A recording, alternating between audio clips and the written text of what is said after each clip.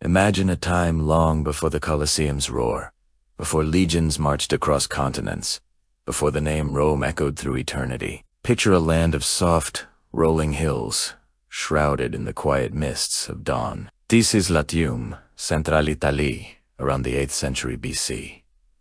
This is where our story begins, not with a bang, but with a whisper. The air here is cool and damp, carrying the scent of wet earth and distant wood smoke. The landscape isn't dramatic or imposing. Instead, it's gentle, a patchwork of dense forests, open pastures, and fertile valleys carved by a meandering river, the Tiber. Small streams trickle down the hillsides, feeding the soil and the souls of the people who call this place home. These people are the Latins, one of many Italic tribes scattered across the peninsula. They are not empire builders. Not yet.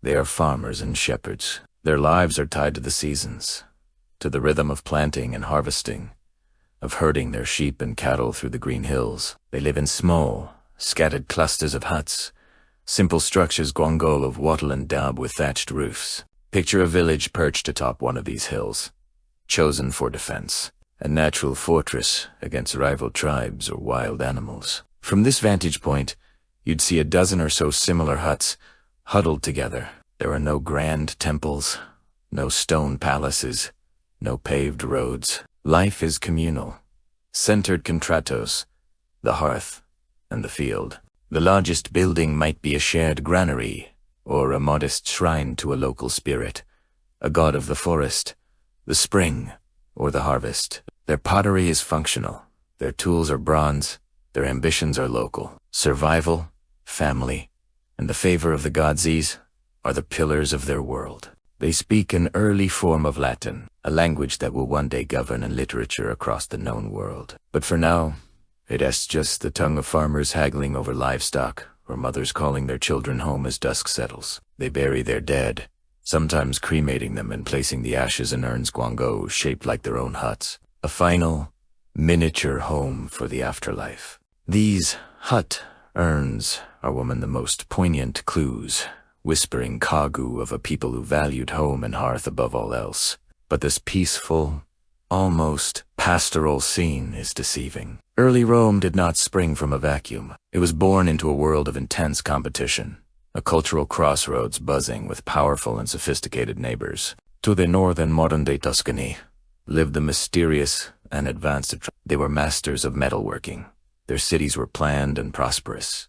Their art was vibrant, and their influence was immense. They had a complex religion, a unique, still undeciphered language, and a political structure that was far more developed than the simple tribal councils of the Latins. The Etruscans were the regional superpower, and their shadow loomed large over the hills of Latium. To the south, along the coast, the Greeks had arrived. They established bustling colonies, cities like Cumae and Neapolis, modern-day Naples. They brought with them their philosophy, their art, their alphabet, and their gods. These Greek cities were windows to a wider Mediterranean world, conduits for trade, ideas, and new technologies. Olive oil, wine, fine pottery, and concepts of democracy and an alphabetic script flowed northward from these coastal hubs. So, picture our small Latin village again, perched on its hill. Its people would have seen Etruscan merchants traveling the ancient salt road,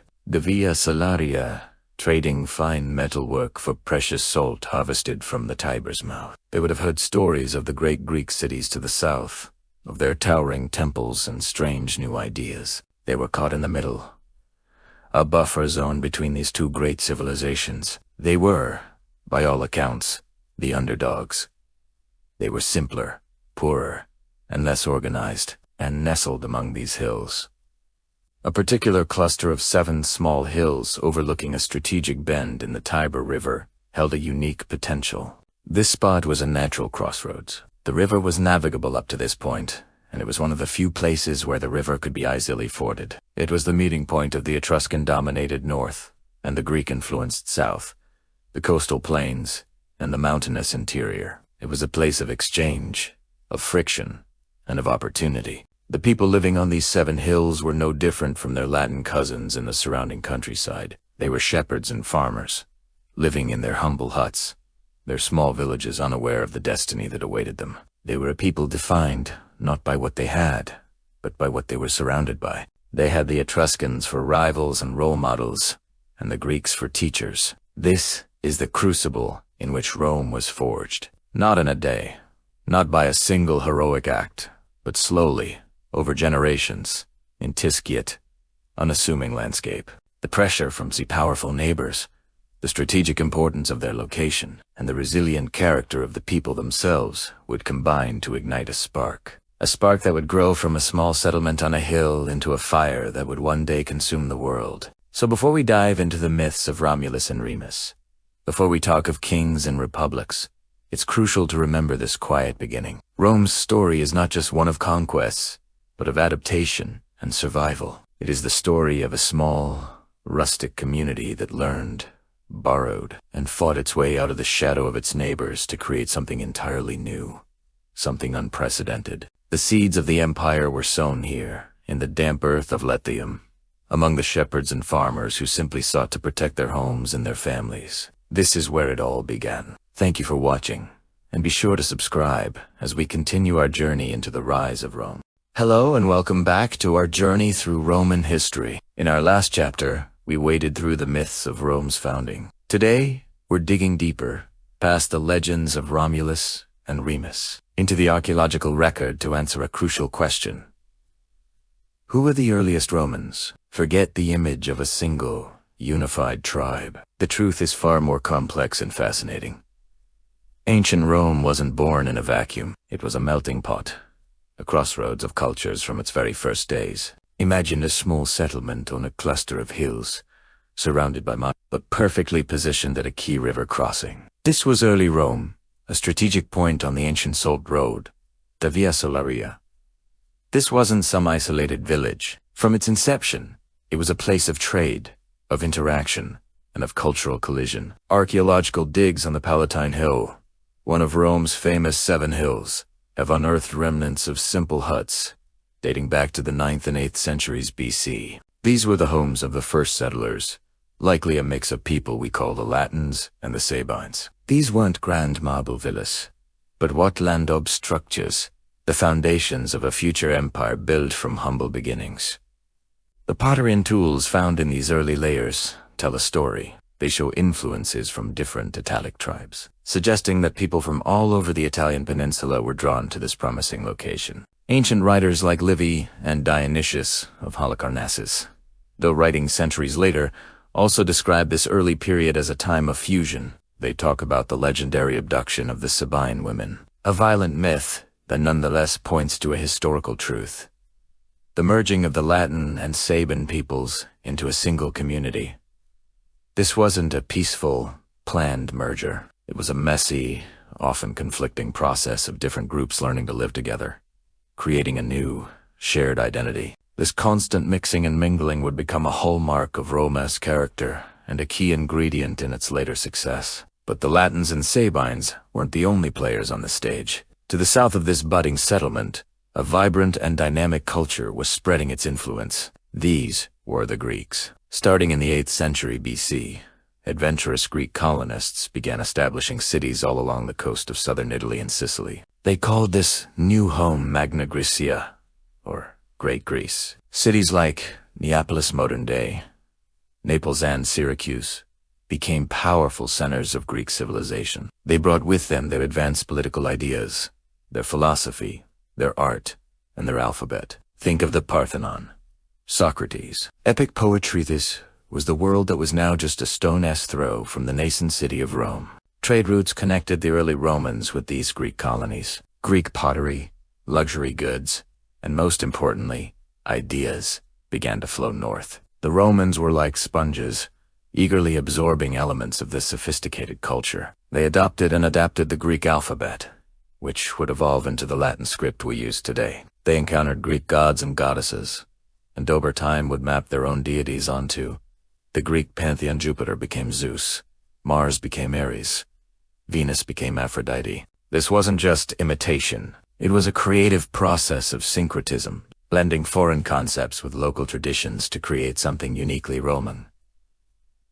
The Greek influence would be a constant theme throughout Roman history, shaping its art, literature, religion, and philosophy. Rome always looked to Greece as a model of high culture, even as it surpassed it in military and political power. Now, let's turn our gaze north of Rome, to a civilization that is perhaps the most enigmatic and intriguing of all of ancient Italy, centered in the region we now call Tuscany.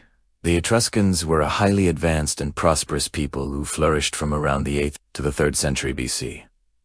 Where they came from is one of history's great puzzles. The ancient Greek historian Herodotus claimed they migrated from Lydia in modern-day Turkey. Other ancient writers believed they were native to Italy.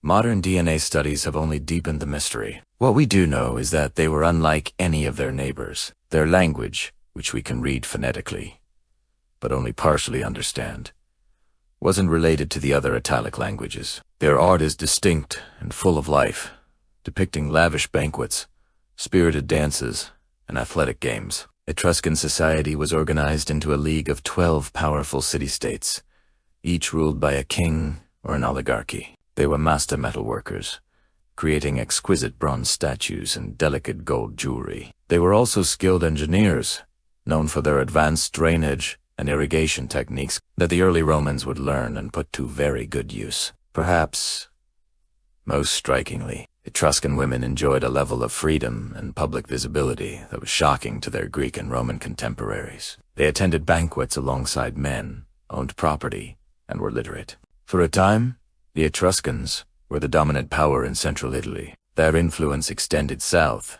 right to the doorstep of Rome. In fact, according to Roman tradition, the last 3 of Rome's 7 kings were Etruscan. Their names, Lucius, Tarquinius, Priscus, Servius Tullius, and Lucius Tarquinius Superbus, or Tarquin. The proud sound distinctly Etruscan. This suggests a period where Rome was either directly ruled by Etruscan kings or was heavily under their cultural and political sway. The Etruscans are credited with bringing major urban developments to Rome. They supposedly drained the marshy lowlands to create the Roman Forum, the future heart of the city. They built the first major sewer system, the Cloaca Maxima, parts of which are still in use today. They introduced gladiatorial combat as part of their funerary rites and gave Rome many of its symbols of power, like the fascia bundle of rods with an axe and the triumphal procession. So, let's recap the scene. In the 7th and 6th centuries BC, Rome was not an empire. It wasn't even the most important city in Italy. It was a dynamic, sometimes chaotic, but incredibly strategic meeting point. To the south, the intellectual and artistic brilliance of the Greeks. To the north, the mysterious and powerful civilization of the Etruscans, and in the middle, the Romans themselves, a hardy blend of Latin, Sabine, and other Italic peoples. They were traders, farmers, and warriors, absorbing lessons from all sides. They learned writing and mythology from the Greeks. They learned engineering and statecraft from the Etruscans. This unique position, at the confluence of these powerful cultural currents, is the key to understanding Rome's rise. They weren't just conquered by these influences. They were students. They took the best of what their neighbors had to offer, adapted it, improved upon it, and fused it with their own pragmatic, disciplined character. The early Roman was not a pure-bred anything. He was a hybrid. This cultural flexibility, this ability to learn and assimilate, was Rome's secret weapon. It created a resilient, adaptable, and ambitious society, primed and ready for the next chapter of its story.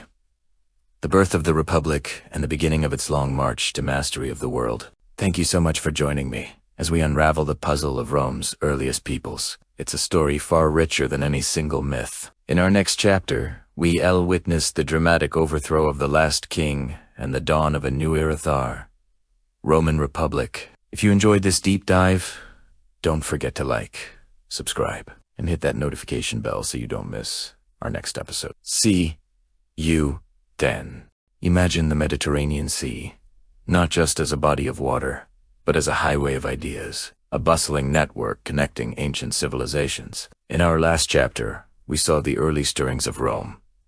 Now, we turn our gaze south, to a phenomenon that would profoundly shape not just Italy, but the entire Western world. This is the story of Magna Graecia, or Great Greece, and the dawn of a new era. Starting around the 8th century BC, a massive wave of migration began, driven by overpopulation, political strife, and the simple desire for new opportunities.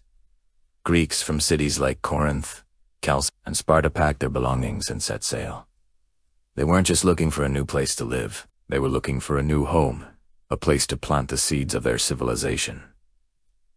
Their destination? The fertile lands and safe harbors of southern Italy and Sicily.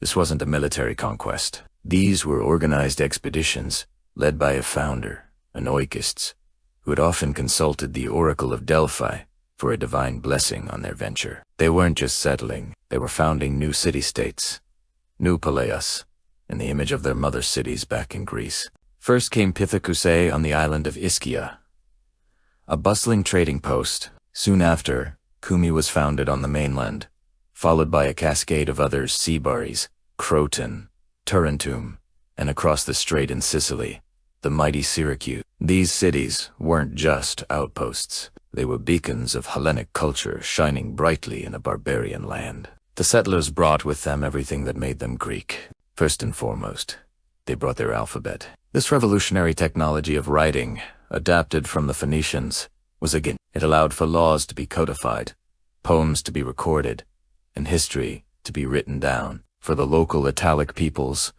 like the Oscans and the Messapians, encountering a written language for the first time must have been like witnessing magic. Along with writing came new ideas in art and architecture. Imagine the local tribes, living in relatively simple round huts, seeing the Greeks construct monumental stone temples. The Doric, Ionic, and later Corinthian orders weren't just building styles. They were expressions of order, harmony, and a sophisticated worldview. Temples dedicated to Apollo, Hera, and Athena rose from the Italian soil, perfect in their mathematical proportions. Today, if you visit places like Paestum or Agrigento, you can still walk among the ruins of these magnificent structures and feel the awe they must have inspired. They are some of the best preserved Greek temples anywhere in the world, a testament to the wealth and ambition of these Western Greeks. These new cities quickly became incredibly wealthy. The land was far more fertile than much of mainland Greece, producing vast surpluses of grain, wine, and olive oil. The Greeks of Magna Graecia became master traders, their ships crisscrossing the Mediterranean, connecting the resources of Italy in the west with the markets of the Aegean in the east. Cities like Sybaris became legendary for their luxury, its citizens so rich that the term Sybarit became a synonym for opulent indulgence. This wealth fueled an explosion of culture. It was in Magna Graecia that some of the most brilliant minds of the ancient world flourished. Pythagoras, the man who gave us the famous theorem, founded a school of philosophy and mysticism in Croton. His ideas about numbers, the cosmos, and the transmigration of the soul would influence Western thought for millennia. Parmenides and Xenophila, another city in southern Italy, wrestled with fundamental questions of existence and reality, laying the groundwork for metaphysics. This wasn't a pale imitation of the culture back in Greece. This was the cutting edge. Magna Graecia was a vibrant intellectual center in its own right. And of course, all of this activity didn't happen in a vacuum. The Greeks were living alongside and trading with the native peoples of Italy. The influence was undeniable and flowed in both directions. The local tribes adopted Greek pottery styles, weaponry, and religious practices. They began to organize their own societies in more complex ways, inspired by the Greek polis. Most importantly, they adopted and adapted the Greek alphabet to write their own languages. The Etruscans, to the north, a powerful and sophisticated civilization in their own right, also absorbed huge amounts of Greek culture, from their myths to their artistic techniques. This cultural exchange created a fascinatingly hybrid world. It wasn't purely Greek, nor was it purely Italic. It was something new. And it was this vibrant, Hellenized Italy that the early Romans encountered as they began to expand their own influence. The Romans didn't meet barbarians at their southern border. They met a civilization that was in many ways more advanced and sophisticated than their own. They saw Greek style government, Greek military tactics, Greek gods, and Greek art. The influence was profound. Early Roman religion, art, and architecture are all deeply indebted to the Greeks they met in Italy. The Roman alphabet itself is a direct descendant of the Greek alphabet, passed on through the Etruscans. The very idea of a republic, of a city-state governed by its citizens, was a Greek concept that the Romans would adopt and adapt to create something uniquely their own. So, when we think of the rise of Rome, we can't forget the ground upon which it grew. Long before Roman legions marched across the known world, Greek philosophers, traders, and farmers had already illuminated the West. They planted the cultural seeds of writing, of philosophy, of law, of art that would be nurtured and eventually harvested by the Romans. The glory of Greece didn't just fade away. It was reborn in the West, creating a legacy that would echo through the corridors of Rome and shape the very foundations of our world today. The story of Magna Graecia is a crucial reminder that history is on a simple line of one civilization replacing another. It's a complex, interwoven tapestry. The Greeks of southern Italy were not just a footnote. They were the authors of a vital chapter, setting the stage for the rise of Rome and the dawn of a new, truly Mediterranean civilization. Thanks so much for watching. If you found this journey into Magna Graecia fascinating, be sure to like this video and subscribe to our channel for more deep dives into the ancient world. Hit that notification bell so you won't miss our next chapter, where we'll explore the mysterious and powerful Etruscan civilization. See you next time. Hey everyone, and welcome back to our journey through the ancient world. Today, we're setting sail from the shores of Greece and heading west, following the wake of some of the most influential explorers and settlers in history. Our destination, a land so thoroughly Greek that the Romans would later call it Magna Graecia, or Great Greece. This is the story of how Greek colonists transformed southern Italy and, in doing so, lit a cultural fire that would eventually illuminate the entire Mediterranean, including a small, up-and-coming city on the Tiber River named Rome. So, why did the Greeks leave home in the first place? Picture this. It's the 8th century BC. The Greek city-states are booming, populations are growing, but good farmland is scarce. Political tensions are rising, and the desire for new trade routes is stronger than ever. For ambitious, land-hungry, or politically exiled Greeks, the answer lay across the Ionian Sea. The fertile plains and strategic harbors of southern Italy and Sicily were an irresistible draw. This wasn't a military conquest in the way we might think of one. Instead, it was a massive wave of organized settlement. A city-state or a polis would consult the oracle at Delphi, choose a leader, and send out a group of citizens to found a new, independent city, a home away from home. One of the earliest and most important of these colonies was Pitocuse, on the island of Ischia, and then Kumi, on the mainland, founded around 750 BC. These weren't just rough-and-tumble outposts. The settlers brought Greece with them. They planted the same olive groves and grapevines they had back home. They built cities on a grid plan, a hallmark of Greek urban design, with a centra agora, or marketplace, and fortified acropolis. Soon, the coastline was dotted with powerful new city-states. Sybaris, famous for its incredible wealth and luxury. Croton, renowned for its athletes and philosophers. And Taraz, modern de Taranta,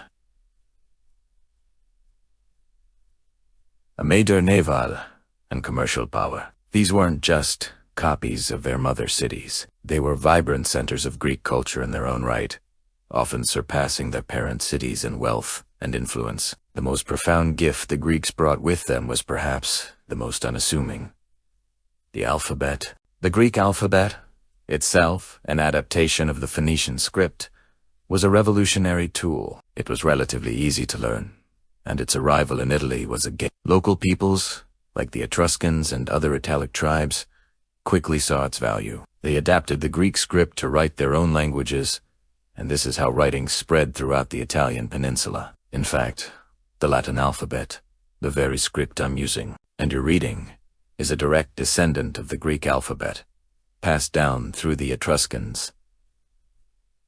To the early Romans, the simple act of trade and interaction in places like Kumi led to one of the most significant cultural transfers in Western history.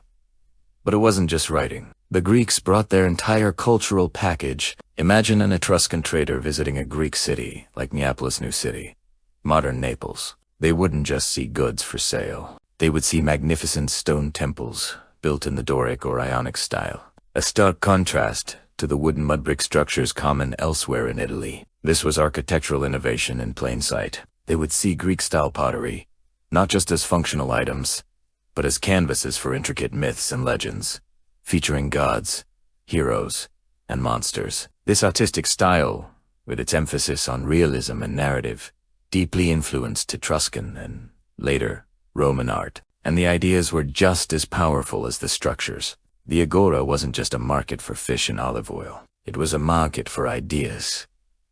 This was the birthplace of Western philosophy, and the colonists brought it with them. Think of Pythagoras, who established his famous school in Croton, blending mathematics, mysticism, and philosophy. Or Parmenides, of Elea, who laid the groundwork for metaphysics by questioning the very nature of reality. These weren't just abstract debates. They represented a new way of thinking, a rational, systematic approach to understanding the world. This intellectual current flowed from the Greek colonies into the surrounding cultures, planting the seeds of rational inquiry. The economic impact was equally transformative. Before the Greeks, trade in the Western Mediterranean was largely in the hands of the Phoenicians. The arrival of Greek colonies created a dynamic and competitive commercial network. They exported wine, olive oil, and finely crafted ceramics, and imported metals and other raw materials from the interior.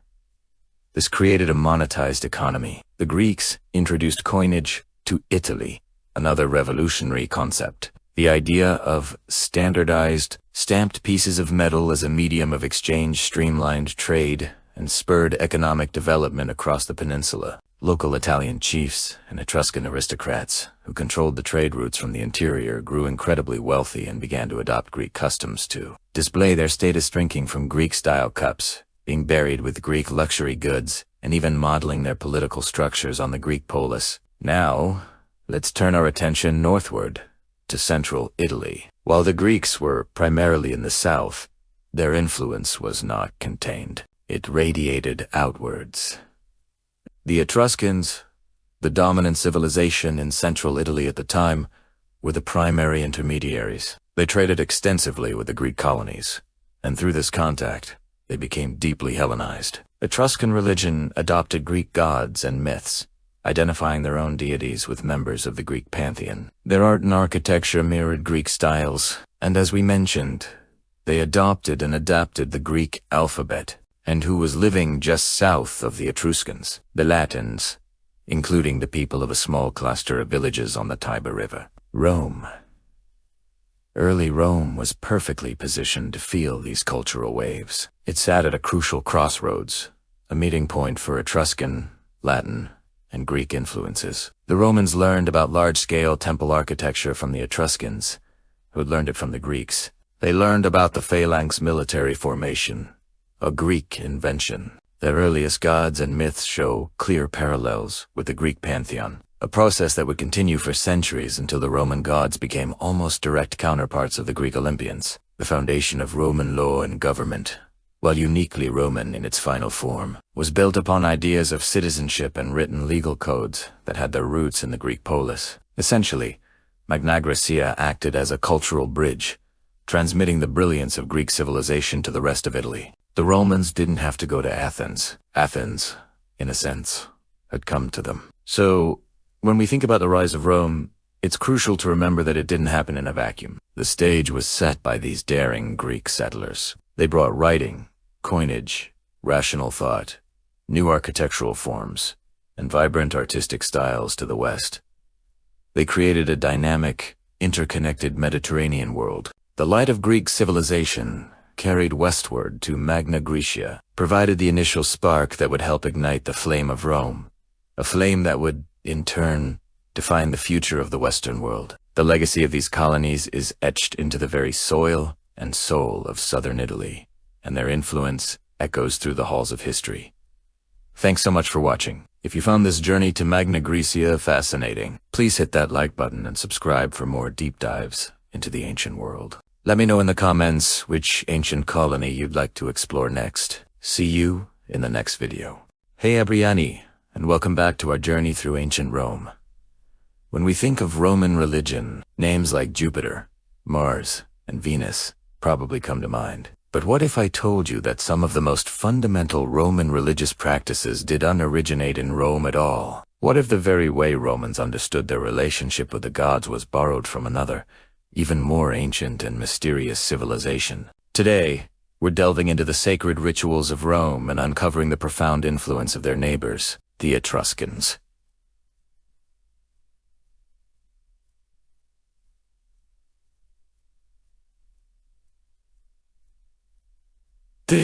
Before Rome was an empire, or even a republic, the Italian peninsula was a vibrant tapestry of different cultures. Among the most advanced and influential were the Etruscans, who lived in the region we now call Tuscany. The Romans were fascinated by them, and while they eventually conquered the Etruscans militarily, Etruscan culture, especially their religious ideas, conquered Rome in a much more subtle and lasting way. The Etruscans had a unique worldview. They believed the will of the gods was written into the fabric of the world, visible in the flight of birds, the patterns of lightning, and even the organs of sacrificed animals. This wasn't just superstition. It was a science, a complex system of interpretation they called the Etrusca disciplina. The Romans adopted this system almost wholesale, believing it was the key to maintaining Pax Deorum, the peace of the gods. Without it, they believed their city would face disaster. So, how did this work in practice? Let's talk about the experts. Two types of priests were central to this process: the augur and the harusex. First, the augurs. These were high-ranking Roman officials, often senators, whose job was to read the will of the gods by observing the sky. This was called taking the auspices. Before any major state event, a battle, an election, the founding of a temple, an augur would go to a sacred spot, mark out a symbolic space in the sky called a templum, and wait for signs. The most common signs were birds. Were they eagles or vultures? Did they fly from the left or the right? Were their calls strong or weak? Every detail was a message. A positive sign meant the gods approved. A negative sign could halt a military campaign or cancel an election. Think about that for a second. The entire machinery of the Roman state could be stopped dead in its tracks by the flight of a few birds. That's how seriously they took this. Romulus and Remus, the legendary founders of Rome, were said to have used this very method to decide who would rule the new city. Now, let's get into something a bit more visceral. Meet the haruspex. While augury was an official Roman practice, the art of the haruspex was purely a Haruspices were specialists in extispicy, which is the inspection of the entrails of sacrificed animals. When an animal was offered to the gods, a haruspex would examine its liver, lungs, and heart. The liver was considered a microcosm of the universe, a divine map. They even used bronze models of livers, divided into sections corresponding to different deities, to help with their readings. A healthy, perfect liver meant the gods accepted the sacrifice and were favorable. But any blemish, discoloration, or abnormality was a dire warning. It could mean the ritual was flawed, the god was angry, or a catastrophe was on the horizon. Roman generals would have a haruspex by their side on campaign, performing sacrifices before battle. The fate of thousands of soldiers could hinge on the appearance of a sheep's liver. It sounds strange to us, but for the Romans, this was cutting-edge divine communication, a direct line to the gods imported from the masters of the art.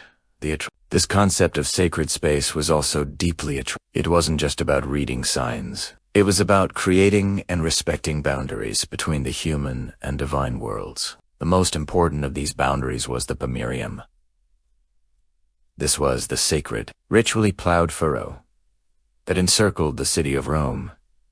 It wasn't the defensive wall, it was a spiritual wall. Inside the pomerium was Domi, home, the sphere of civil authority. Outside was militia, the military sphere. No army could cross the pomerium in arms, and certain gods associated with war or death had their temples outside this sacred line. Extending the pomerium was one of the highest honors a general could receive. signifying the expansion of Rome itself. The very act of plowing this line, of defining the sacred from the profane, was a ritual the Romans learned directly from the Etruscans. It shows how their understanding of their own city, their own identity, was shaped by this borrowed religious framework. Finally, let's step inside a Roman temple. While the architecture might look Greek, the rituals performed inside had a distinctly Etruscan flavor. The founding of a temple was a complex ceremony governed by the rules of augury. The location had to be divinely approved. The orientation of the temple, often facing a specific direction to align with celestial events, was also crucial. Inside, the statue of the god was treated not as a mere symbol, but as a vessel for the deity's presence. Priests would perform daily rituals, offerings, and prayers, all following a strict, prescribed formula. Any deviation, any misspoken word, could invalidate the entire ceremony and anger the god. This emphasis on precise, meticulous ritual, on doing everything exactly right to appease the gods, is a hallmark of the Etruscan worldview. For the Romans, religion wasn't about faith in the modern sense. It wasn't about personal belief or a moral code. It was a contract. It was a series of actions you performed correctly to ensure the gods upheld their end of the bargain, which was to protect and prosper the Roman state. This pragmatic, ritualistic approach to religion is perhaps the greatest and most enduring legacy of the Etruscans in Rome. So, the next time you hear about the glory of Rome, remember the silent partners in their success. Remember the Etruscan priests who taught them how to speak to the gods. From the flight of an eagle to the shape of a liver, from the sacred boundary of the city to the rituals in the temples, the Disciplina was the spiritual software running on the hardware of the Roman Republic and Empire. It was a system that gave them confidence, a sense of order in a chaotic world, and the belief that the gods were truly on their side. The Romans may have built the empire, but it was the Etruscans who provided them with the divine blueprints. Thanks so much for watching. If you found this dive into the mystical side of Rome interesting, please hit that like button and subscribe for more deep dives into history. Let me know in the comments what other aspects of Roman life you'd like to explore next. Until then, stay curious. Welcome back to our journey through the epic history of Rome. In our last chapter, we saw Rome's first kings lay the foundations of its society. Now, we turn our gaze to the monumental task of building the city itself. This is a story of how a collection of huts on 7 hills began its transformation into the magnificent city of stone that would one day rule the world. This is the physical birth of Rome, a tale of ambition, engineering, and the last kings to ever wear the Roman crown. Our story begins with the 5th king of Rome, a man named Lucius Tarquinius Priscus, or Tarquinia the Elder. He wasn't born in Rome, but came from the neighboring Etruscan civilization, a place rich with advanced art, architecture, and engineering. When he arrived in Rome, legend says an eagle swooped down, took his hat, circled above, and then placed it back on his head. This was seen as a powerful omen, a sign from the gods that this man was destined for greatness, and great things he did. Tarquinius Priscus had a grand vision for Rome. He saw beyond the simple wooden structures and muddy paths. He wanted to build a city that reflected its growing power and prestige. One of his first and most important projects was the Cloaca Maxima, the greatest sewer. Now, a sewer might not sound as glamorous as a temple, but this was a revolutionary feat of engineering. Before this, the low-lying area between the Palatine and Capitoline hills was a swampy, unusable marshland. The Cloaca Maxima was a massive, covered channel designed to drain this marsh, carrying waste and runoff water into the Tiber River. It was so well built that parts of it are still in use today, over 2,500 years later. By draining the swamp, Tarquinius Priscus created a new Vido public space, the Roman Forum.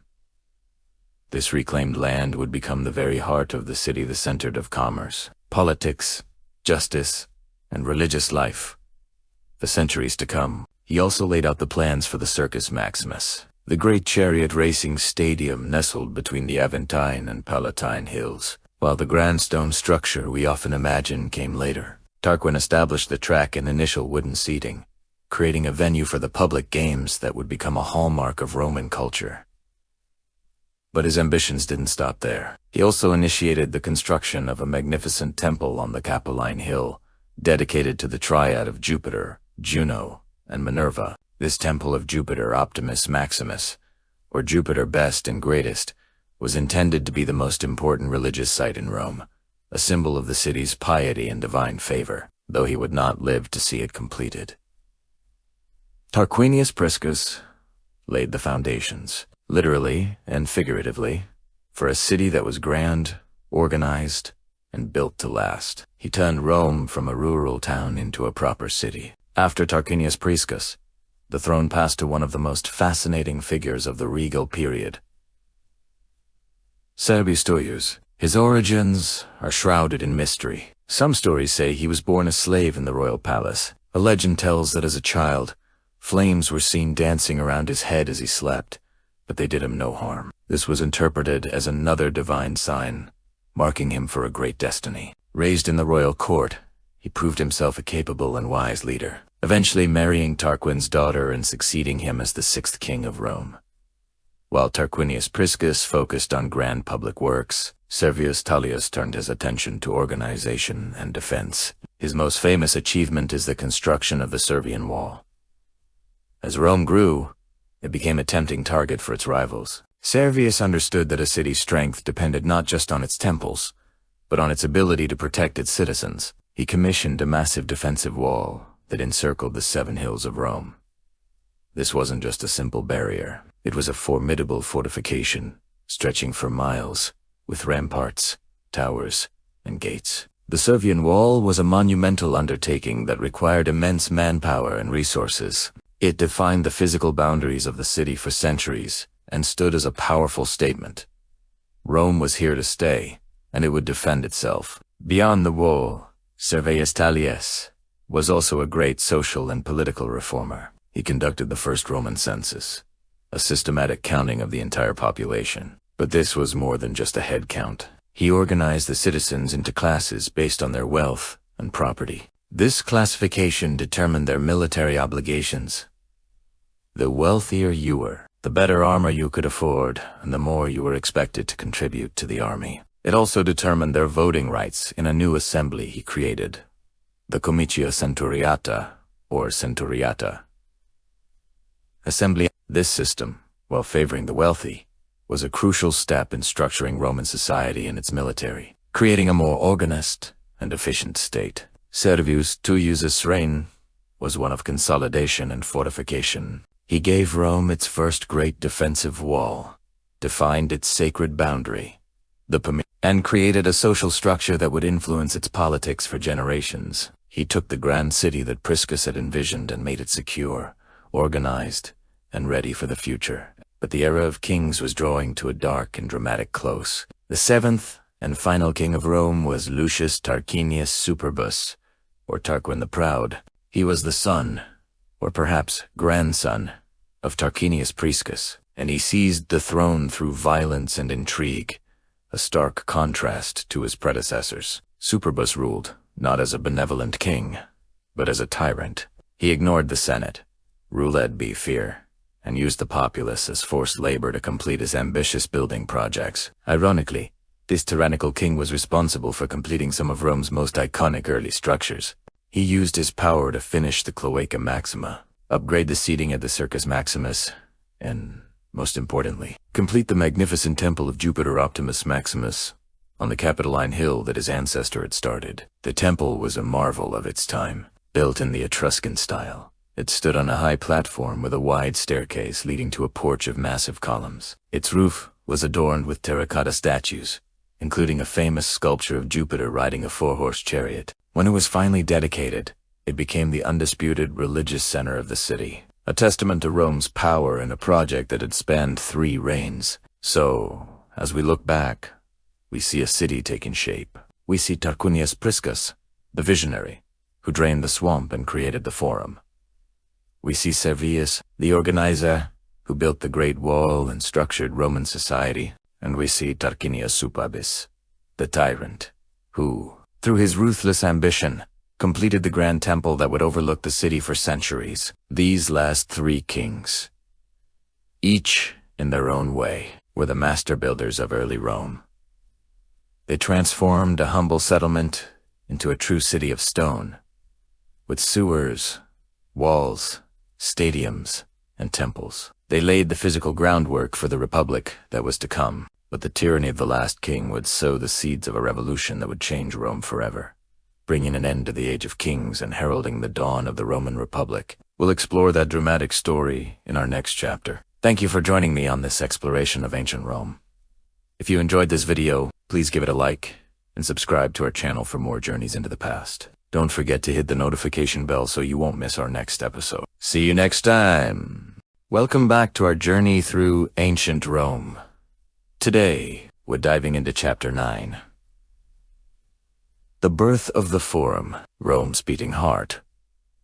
Imagine a time before the magnificent ruins we see today. A time when the very heart of Rome was a soggy, uninhabitable marsh. Hard to picture, right? This valley, nestled between the Palatine and Capitoline hills, was little more than a swampy basin, prone to flooding from the Tiber River. It was a place where early Romans buried their dead, not where they built their future. So how did this marshland transform into the vibrant epicenter of an empire? The answer lies with a mysterious and highly advanced people. The Etruscans were Rome's northern neighbors, a civilization with incredible engineering skills. When they came to dominate Rome in the 7th century BC, they brought their expertise with them. They saw the potential in this waterlogged valley and embarked on one of the most ambitious public works projects of the ancient world. Their masterpiece was the Cloaca Maxima, which translates to the greatest sewer. But this was no ordinary drain. It was a monumental underground channel, an engineering marvel designed to drain the marsh and divert water away from the valley, channeling it into the Tiber River. Think about that for a second. This wasn't just digging a ditch. It was a sophisticated system that required advanced knowledge of hydraulics and construction. Piece by piece, the Etruscans laid down massive stone blocks, creating a tunnel so large and durable that parts of it are still in use today, thousands of years later. It's a testament to their incredible foresight and skill. As the water receded, firm, dry land emerged from the mud. The bog that had separated the hillside settlements was gone. For the first time, this central valley became usable, a blank canvas upon which the future of Rome would be painted. This reclamation project was more than just a feat of engineering. It was a foundational act of city building. It physically united the disparate communities living on the surrounding hills, paving the way for a single, cohesive city to emerge. The Etruscans had literally laid the groundwork for Rome's destiny. With the land now dry and stable, what was once a swamp began its transformation into a public space. This newly created area became known as the Forum. Initially, it was a simple, open-air marketplace. Picture it. Farmers from the surrounding countryside bringing their produce, merchants setting up makeshift stalls, and people from all walks of life haggling over goods. It was messy, loud, and bursting with life. This was the first function of the Forum, a commercial hub, the economic engine of the growing city. But it quickly became so much more, because people were already gathering there to trade. It naturally evolved into the primary meeting place for the community. It was the place you went to hear the latest news, catch up on gossip, or just see and be seen. The Etruscan kings, who ruled Rome during this period, recognized the Forum's potential. They began to formalize the space, marking it as the city's official civic center. They paved the open area, creating the Forum proper. Around its edges, the first public buildings started to appear. One of the most important was the Curia Hostilia, the original Senate House. This was a place for political debate and decision. Nearby stood the Comitium, a sacred open-air space designated for public assemblies, where Roman citizens would gather to vote and witness important political proceedings. The Etruscans were essentially creating a blueprint for public life, designating specific areas for commerce, politics, and religion. This act of organizing space was revolutionary. It marked a shift from a collection of simple villages to a structured, organized city of polis. The Forum wasn't just a place. It was an idea. It represented the concept of a shared public life, where citizens could come together to participate in the governance, economy, and social rituals of their community. The Etruscan kings also built temples around the Forum, like the Temple of Vesta, home to the sacred flame of Rome and the Temple of Saturn, which would later house the state treasury. By placing these important religious and state buildings right in the heart of the city, they cemented the Forum's role as the sacred and political core of Rome.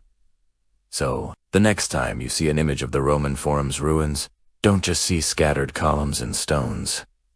See the legacy of the Etruscans. See their engineering genius that conquered a swamp and gave Rome its heart. See the birthplace of a new kind of urban space, one dedicated to the public. This transformation from a marshy graveyard to a bustling civic center was the first critical step in Rome's long and legendary story. It was here, in the Forum, that the Roman Republic would be born, where great orators would sway the masses, where generals would celebrate their triumphs, and where an empire would be managed. The Etruscans didn't just drain a swamp, they created the stage upon which the entire drama of Roman history would unfold. This process of urbanization under Etruscan influence laid a foundation that was uniquely Roman.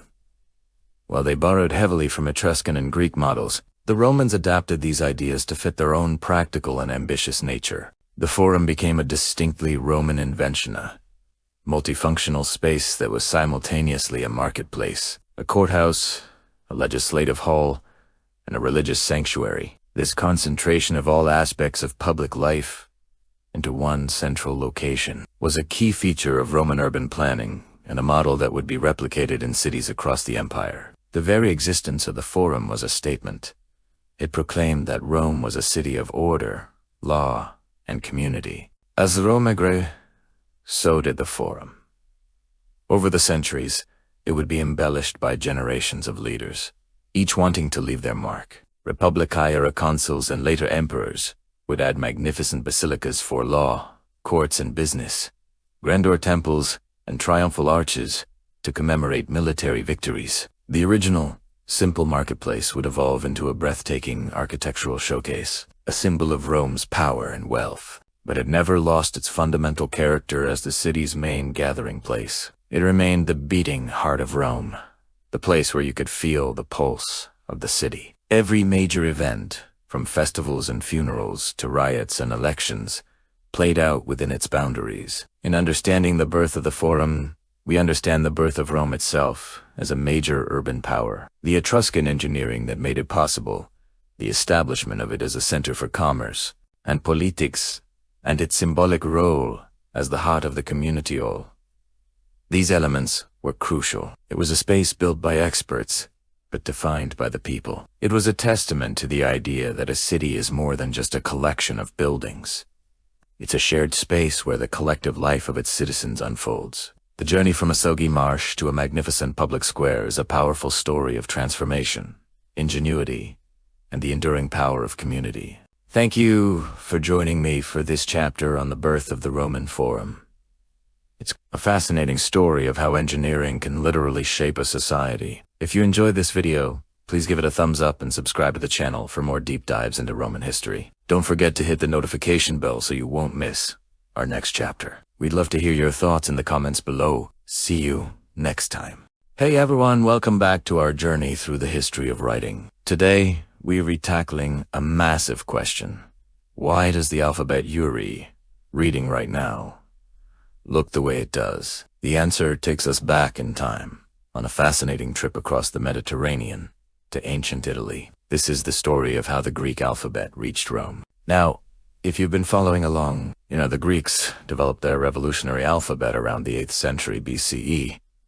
It was the first true alphabet with distinct symbols for both consonants and vowels. This powerful tool for communication wasn't just for the Greeks, though their influence spread far and wide, thanks to their extensive trade networks and colonization. Picture the Italian peninsula around 750 BCE. It wasn't the unified Roman Republic we often imagine. It was a vibrant, multicultural place. You had Greek colonies in the south, known as Magna Graecia, and various Italic tribes scattered throughout. But in the central part of Italy, in the region we now call Tuscany, lived a mysterious and highly advanced civilization. The Etruscans were a major power in the region before Rome's rise.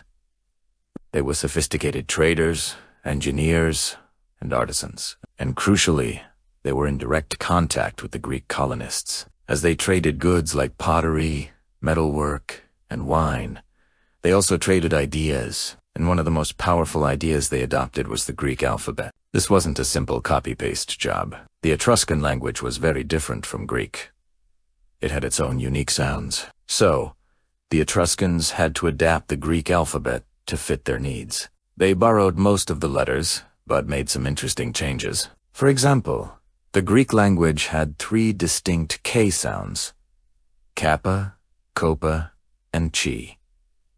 The Etruscans didn't need all 3, so they simplified. They also adopted the Greek letter gamma, which looked like a C, but they used it for their K sound. This is a crucial detail we'll come back to. So, for a while, you have the Etruscans using their adapted version of the Greek alphabet. Meanwhile, to their south, a small city-state was beginning to grow in power and influence: Rome.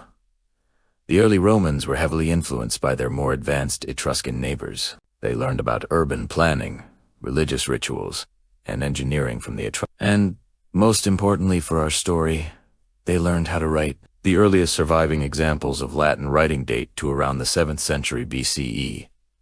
And when you look at them, the connection is unmistakable. The letters are clearly derived from the Etruscan alphabet, which in turn came from the Greek alphabet. The Romans took the Etruscan script and, just like the Etruscans did with Greek, they adapted it for their own language, Latin. Let's look at some examples of this transformation. Remember the Greek letter gamma, which looks like a C. The Etruscans used it for the K sound. The early Romans did the same. So, for a time, the letter C in Latin was used for both the K sound, like in the name, Caesar originally pronounced Kaisar, and the G sound. This was confusing. To Solbites around the 3rd century BCE, a Roman named Spurius Carvilius Ruga is credited with a simple but brilliant innovation. He took the letter C and added a small stroke to it, creating the letter G to represent the G sound. This finally distinguished the 2 sounds, giving us the letters C and G. As we know them today, what about other letters? The letter F.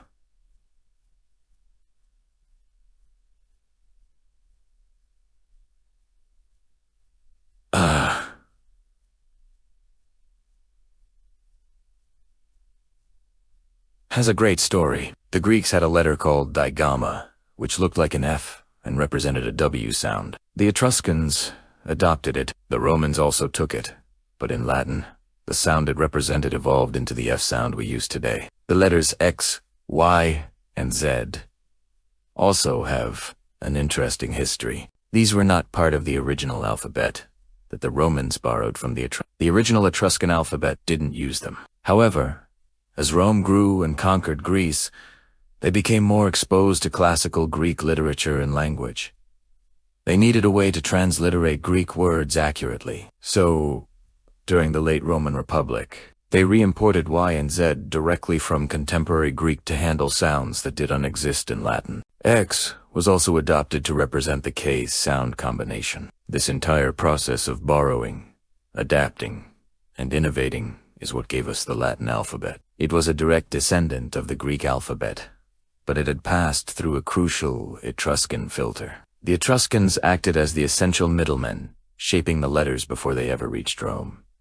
Now, why is this so important? Think about it. The Latin alphabet became the script of the Roman Empire. As the empire expanded, it carried its language and its writing system across Europe, North Africa, and the Middle East. From Latin evolved the Romance languages: Italian, French, Spanish, Portuguese, and Romanian, all of which used the Latin alphabet. When the Roman Empire fell, the influence of its alphabet didn't.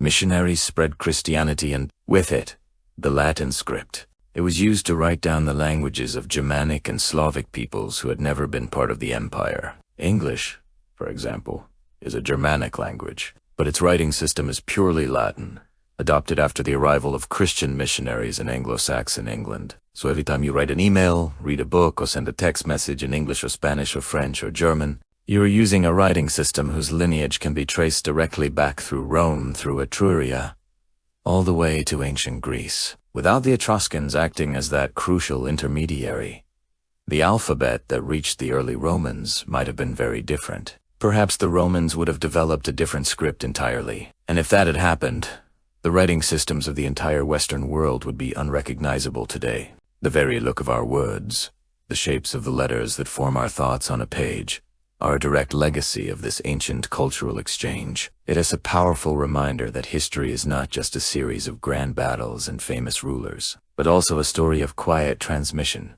of ideas traveling along trade routes, and of cultures borrowing and building upon the innovations of their neighbors. That incredible journey, from a Greek port to an Etruscan city and finally to the bustling streets of early Rome, is why our alphabet looks the way it does. It's a history that is written, quite literally, in every word we use. Thanks so much for watching. If you found this journey into the past as fascinating as I did, please hit that like button and subscribe for more deep dives into the history of how we communicate. See you in the next chapter.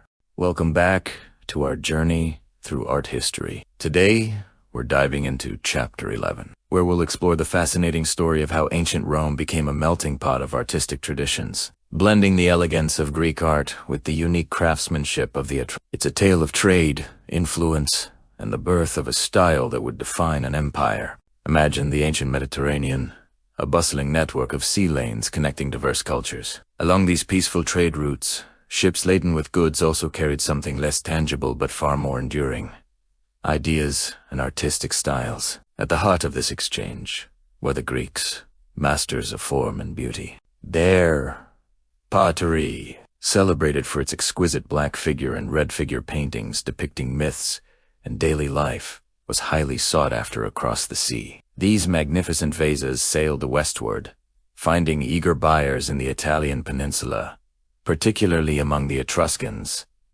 Who were the Etruscans? They were a vibrant civilization flourishing in what is now Tuscany, long before Rome rose to prominence. They were skilled artisans and savvy traders, and they absolutely fell in love with Greek art.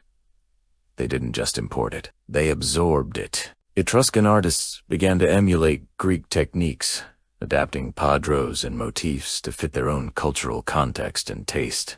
You can see this clearly in their sculpture. Early Etruscan statues often show a resemblance to the rigid, smiling figures of Greece's archaic period. But the Etruscans added their own unique flair. Instead of the idealized marble bodies of Greek sculpture, Etruscans often worked with terracotta, creating lively, expressive figures that felt more grounded and immediate. Their famous sarcophagus of the spouses, for example, shows a reclining couple sharing a tender, intimate moment, warmth, and personality that is distinctly Etruscan, even as it borrows from Greek compositional ideas. As Rome began to expand its influence, it first encountered Greek art not directly, but through its neighbors, the Etruscans.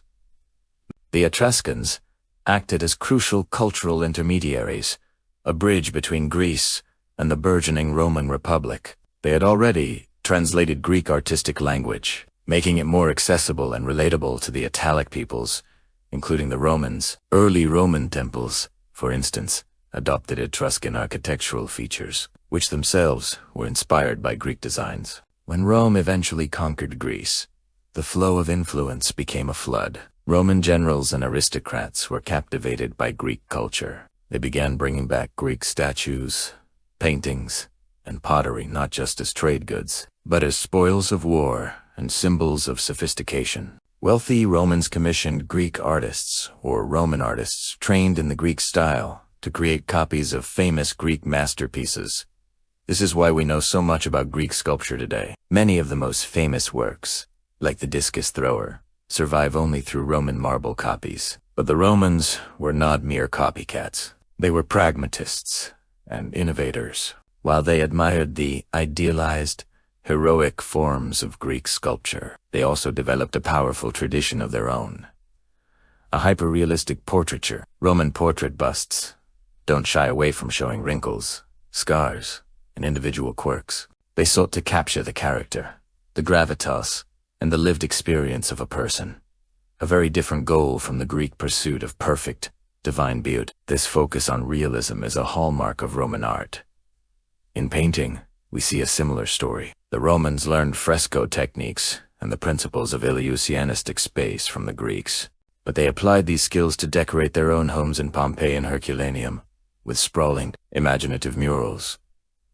These frescoes range from mythological scenes echoing Greek myths to intricate architectural fantasies and lush garden landscapes, creating immersive environments that were purely Roman in their ambition and scale. So, when we look at Roman art, we're not just seeing one thing. We're seeing a rich, layered history. We see the foundational elegance and narrative power of Greek art, filtered through the vibrant, expressive lens of Etruscan craftsmanship. And on top of that, we see the Roman contribution. A practical mindset, an emphasis on realism and individuality, and a desire to use art to project power and celebrate their empire. It was this unique synthesis that created the enduring artistic legacy of Rome. The statues, buildings, and frescoes they left behind are a testament to this incredible cultural exchange, where art traveled along peaceful trade routes, connecting civilizations and creating something entirely new. Thanks for joining me on this exploration of Roman art's fascinating origins. It's a great reminder that art is a conversation that spans centuries and crosses borders. If you enjoyed this chapter, don't forget to like, subscribe, and hit the bell icon so you won't miss our next journey into art history. See you next time. Hello, and welcome back to our series on ancient history. Today, we're diving into a fascinating cultural fusion. How the Greek gods essentially got a Roman makeover. You might have heard that Zeus is Jupiter and Hera is Juno. But how did this happen? Was it a simple name swap? Well, it's a lot more complex and interesting than that. So, let us journey back to ancient Italy and uncover how the vibrant world of Greek mythology entered the lives of the Romans. To understand this merger, we first need to look at the religious landscape of early Rome. The Romans and other Italic peoples had their own set of gods long before they had significant contact with the Greeks. These were often nature's spirits or deities, tied to specific functions and daily life gods of the harvest, the hearth, or the state. They were powerful and respected, but they didn't really have the complex personalities, dramatic family sagas, or epic adventures that characterized the Greek gods of Mount Olympus. Roman religion was initially more practical, focused on rituals and maintaining the asterisk, Pax Deorum asterisk, or the peace of the gods, to ensure the prosperity of Rome. The first major wave of Greek influence came not directly from Greece, but through their neighbors to the north. The Etruscans were a highly advanced civilization in what is now Tuscany, and they were heavily influenced by Greek culture through trade. They adopted Greek artistic styles, the Greek alphabet, and, crucially, Greek gods. They identified their own deities with Greek counterparts. So, when the Romans eventually came to dominate the Italian peninsula, they were already exposed to this or Greek-influenced version of religion through the Etruscans. Then, as Rome expanded, it came into direct contact with the Greek colonies in southern Italy, known as Magna Graecia. This interaction accelerated the process. The Romans were deeply impressed by Greek culture, their philosophy, their art, and their literature, which was filled with captivating stories about the gods. These weren't just abstract divine forces. They were characters with desires, flaws, and incredible tales of heroism and tragedy. The Romans saw the richness of this mythology and began to see their own gods in a new light. This is where the famous pairings come from. The Romans looked at their chief god, Jupiter, the god of the sky, thunder, and the protector of the state, and saw a clear parallel with the Greek king of the gods, Zeus. Jupiter was already the head of the Roman pantheon, but by associating him with Zeus, he inherited a whole library of stories. He was no longer just the god who sent lightning. He was the son of Saturn, the brother of Neptune and Pluto, and the husband of Juno.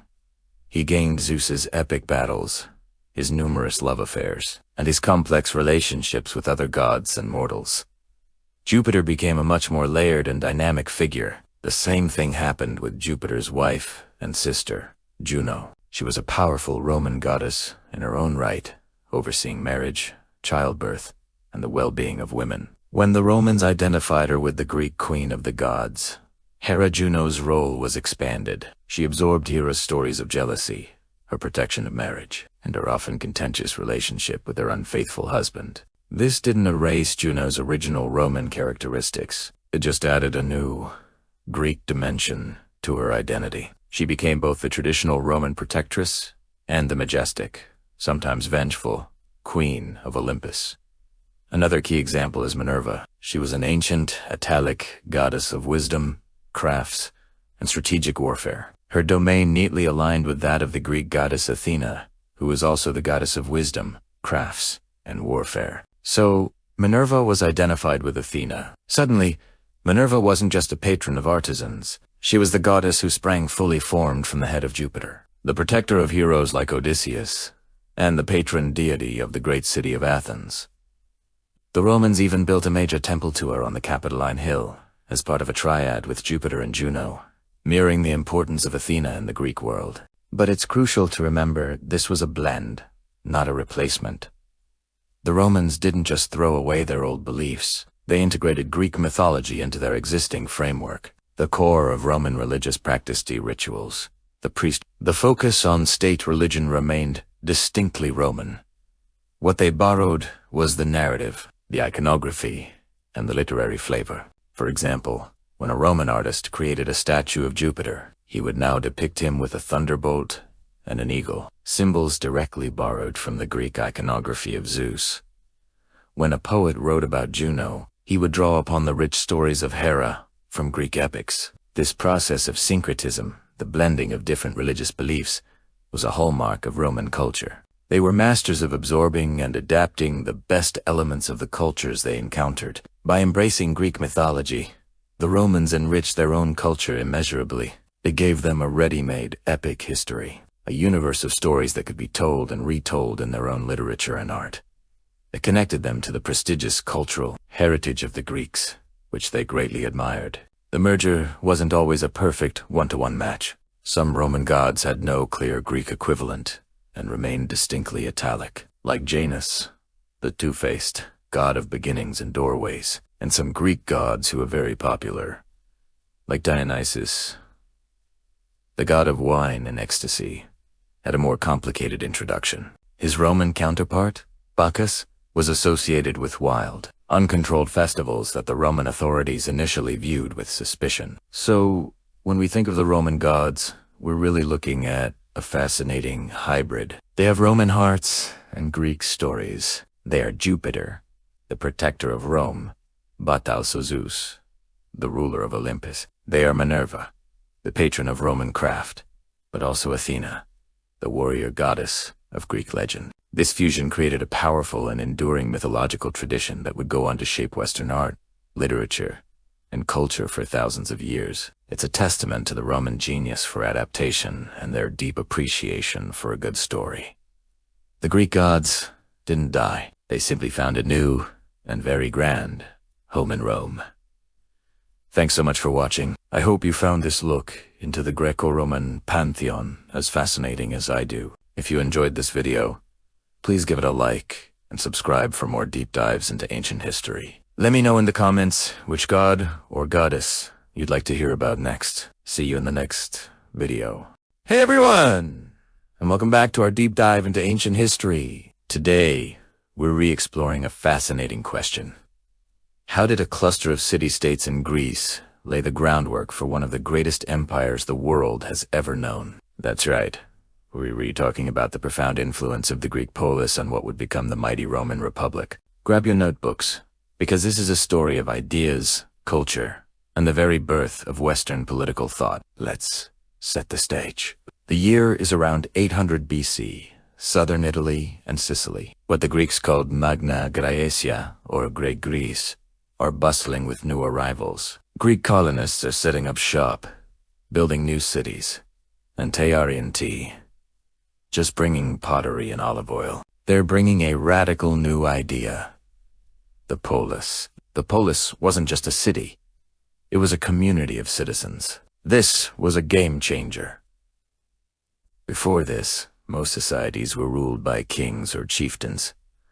Power was top-down. But in the polis, at least for a specific group of free men, power was shared. So, who were these Italic peoples living there? We're talking about groups like the Latins, the Samnites, and the Etruscans. They saw these Greek settlements popping up and couldn't help but notice how different they were. In a Greek polis like Syracuse or Terras, you'd see something extraordinary: public debate. Citizens would gather in the agora, the central public space, to discuss laws, decide on war and peace, and elect their officials. This was mind-blowing for their Italic neighbors, who were used to decrees coming from a single ruler. The idea that ordinary, qualified men could have a say in their own governance was revolutionary. This is where the concept of citizenship really starts to take root in Italy. In the Greek model, a citizen wasn't just someone who lived in a city. A citizen had rights, but more importantly, they had duties. You were expected to participate in political life, serve in the army to defend your city, and contribute to the community's well-being. This link between rights and responsibilities was a cornerstone of the polis. It created a powerful sense of collective identity and civic pride. The Italic peoples observed this and began to adopt these ideas. They saw that a state built on the active participation of its citizens could be incredibly strong and resilient. Now, let's zoom in on a small city-state on the Tiber River, Rome. In its early days, Rome was a monarchy, ruled by kings, but it was surrounded by this swirling vortex of Greek culture, both directly from the colonies in the south and indirectly through their neighbors, the Etruscans, who had heavily absorbed Greek customs. Roman legends even talk about early lawgivers traveling to Greece to study their legal systems. While some of these stories might be more myth than fact, they show how deeply the Romans themselves believed in their connection to Greek political thought. The big turning point comes in 509 BC when the Romans overthrow their last king and declare themselves a republica, res, which literally means the public thing or the public affair. Sound familiar? It's the Latin translation of the Greek concept of the polis as a shared community enterprise. The new Roman Republic wasn't a carbon copy of Athens, but the DNA of the Greek polis was everywhere. Let's break down the similarities. First, the idea of citizenship. Just like in Greece, being a Roman citizen came with a specific set of rights and duties. Citizens could vote in assemblies, stand for public office, and were protected by Roman law. In return, they had to pay taxes and, crucially, serve in the military. This citizen-soldier ideal, so central to the Greek polis, became the backbone of the Roman army and its incredible expansion. Second, public debate and assemblies. The heart of Roman political life was the forum, their version of the Greek agora. Here, citizens gathered to listen to speeches, cast their votes, and witness the workings of their government. The Romans created several assemblies, like the Comitia Centuriata and the Comitia, where citizens voted on laws and elected magistrates. While the structure was more complex and hierarchical than in democratic Athens, the underlying principle was the same. The people had a voice. The power of oratory, of persuading your fellow citizens through reasoned argument, became just as important in Rome as it had been in Athens. Figures like Cicero would later become legendary for their skill in the forum.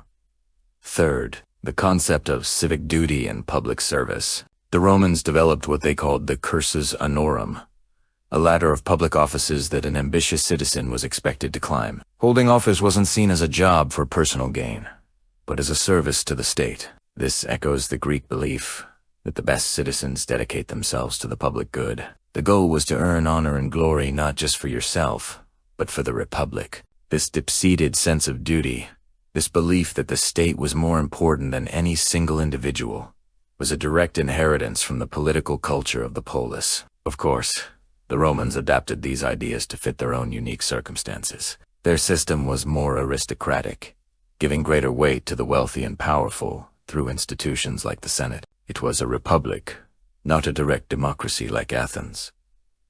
But the fundamental building block, citizenship as an active role, the importance of law and public debate, and the ideal of service to the state were all imported from their Greek neighbors. So, when you think about the Roman Republic, with its powerful Senate, its voting assemblies, and its legions of citizen soldiers, conquering the Mediterranean, remember where it all started. It began with the quiet spread of an idea from the rocky shores of Greece to the fertile plains of Italy. The idea of the polis, a community of citizens shaping their own destiny, was the seed. The Roman Republic was the mighty tree that grew from it, and its branches would go on to shape the entire history of Western civilization. Thanks so much for watching. If you found this journey back in time as fascinating as I did, make sure to hit that like button and subscribe for more explorations into the ideas that built our world. Drop a comment below with any questions or topics you'd like to see next. Until then, stay curious. Welcome back to our journey through Roman history. Today, we stand at a pivotal moment, a turning point that would forever alter the destiny of a small city-state and set it on a path to becoming a global superpower. Weary talking about the dramatic end of the Etruscan monarchy and the birth of the Roman Republic, our story centers on the last king of Rome, Lucius Tarquinius Superbus, or Tarquin the Proud. His reign, which began around 535 BCE, was marked by tyranny and ambition. He seized power through a violent coup, assassinating his predecessor, and ruled with an iron fist, ignoring the Senate and trampling on Roman customs and laws. He was everything a Roman king was not supposed to be: arrogant, cruel, and despotic. The people of Rome were growing restless under his oppressive rule, and the air was thick with tension, just waiting for a spark to ignite the flames of rebellion. That spark came from a deeply personal and tragic event. The story, as told by the Roman historian Livy, revolves around a virtuous and noble Roman matron named Lucretia. While her husband, a relative of the king, was away at war, she was visited by Tarquin's son, Sextus. Tarquin's consumed by lust and arrogance, Sextus assaulted Lucretia, threatening her with death and dishonor. The next day, Lucretia summoned her father and husband, told them what had happened, and made them swear an oath to avenge her. Then, unable to live with the shame, she took her own life. This act of ultimate sacrifice was the final straw. It was a violation not just of a woman, but of the very core of Roman honor and family values. Lucretia's kinsman, Lucius Hunus Brutus, who had long feigned idiocy to survive under Tarquin's tyrannical rule, seized the moment. He displayed Lucretia's body in the Roman Forum, and his fiery speech roused the people of Rome to fury. They were done with kings. They were done with tyranny. The citizens voted to exile Tarquin the Proud and his entire family, forever barring any king from ruling Rome again. The year was 509 BCE. A date etched into the Roman psyche as the year of liberation. Tarquin didn't give up easily. He sought help from neighboring Etruscan cities, and even conspired with sympathizers within Rome to regain his throne. But the Romans, led by figures like Brutus and Publius Valerius Publicola, fought back fiercely. They repelled multiple attacks, cementing their newfound freedom in battle. The very idea of a king, a rex, became a curse word in Rome. This profound hatred of monarchy became the bedrock upon which the new Roman state was built. So, what came next? How do you govern a city that has just violently rejected centuries of tradition? The Romans didn't have a blueprint, but they knew exactly what they didn't want. They were determined to create a system where power could never again be concentrated in the hands of a single individual. Their solution was a radical experiment in governance, the Republic, or res publica, which literally means the public thing, or the public affair. New system was a direct reaction to the abuses of Tarquin the Proud. Instead of a lifelong king, they established the office of the consul. 2 consuls were elected annually, and they held equal power. This was a brilliant check on ambition. Each consul could veto the other's decision, ensuring that no single person could dominate. Their 1-year term meant they were always accountable to the people and would soon return to being private citizens. This was a far cry from the absolute, lifelong rule of a king. Alongside the consuls, the Senate, which had been largely ignored by Tarquin, was restored to a position of immense prestige and authority. Composed of the city's most experienced former magistrates and elder statesmen, the Senate provided stability and continuity. It controlled the state's finances, foreign policy, and served as the main advisory body to the consuls. While the consuls represented executive power, the Senate represented the collective wisdom and tradition of the Roman elite. But the Republic wasn't just for the aristocrats. The Roman people, the Populus Romanus, also had a voice through various popular assemblies. These assemblies had the power to elect magistrates, pass laws, and declare war or peace. This created a delicate and often contentious balance of power between the magistrates, the Senate, and the people. It was a mixed constitution, designed to prevent any one part of the state from becoming too powerful.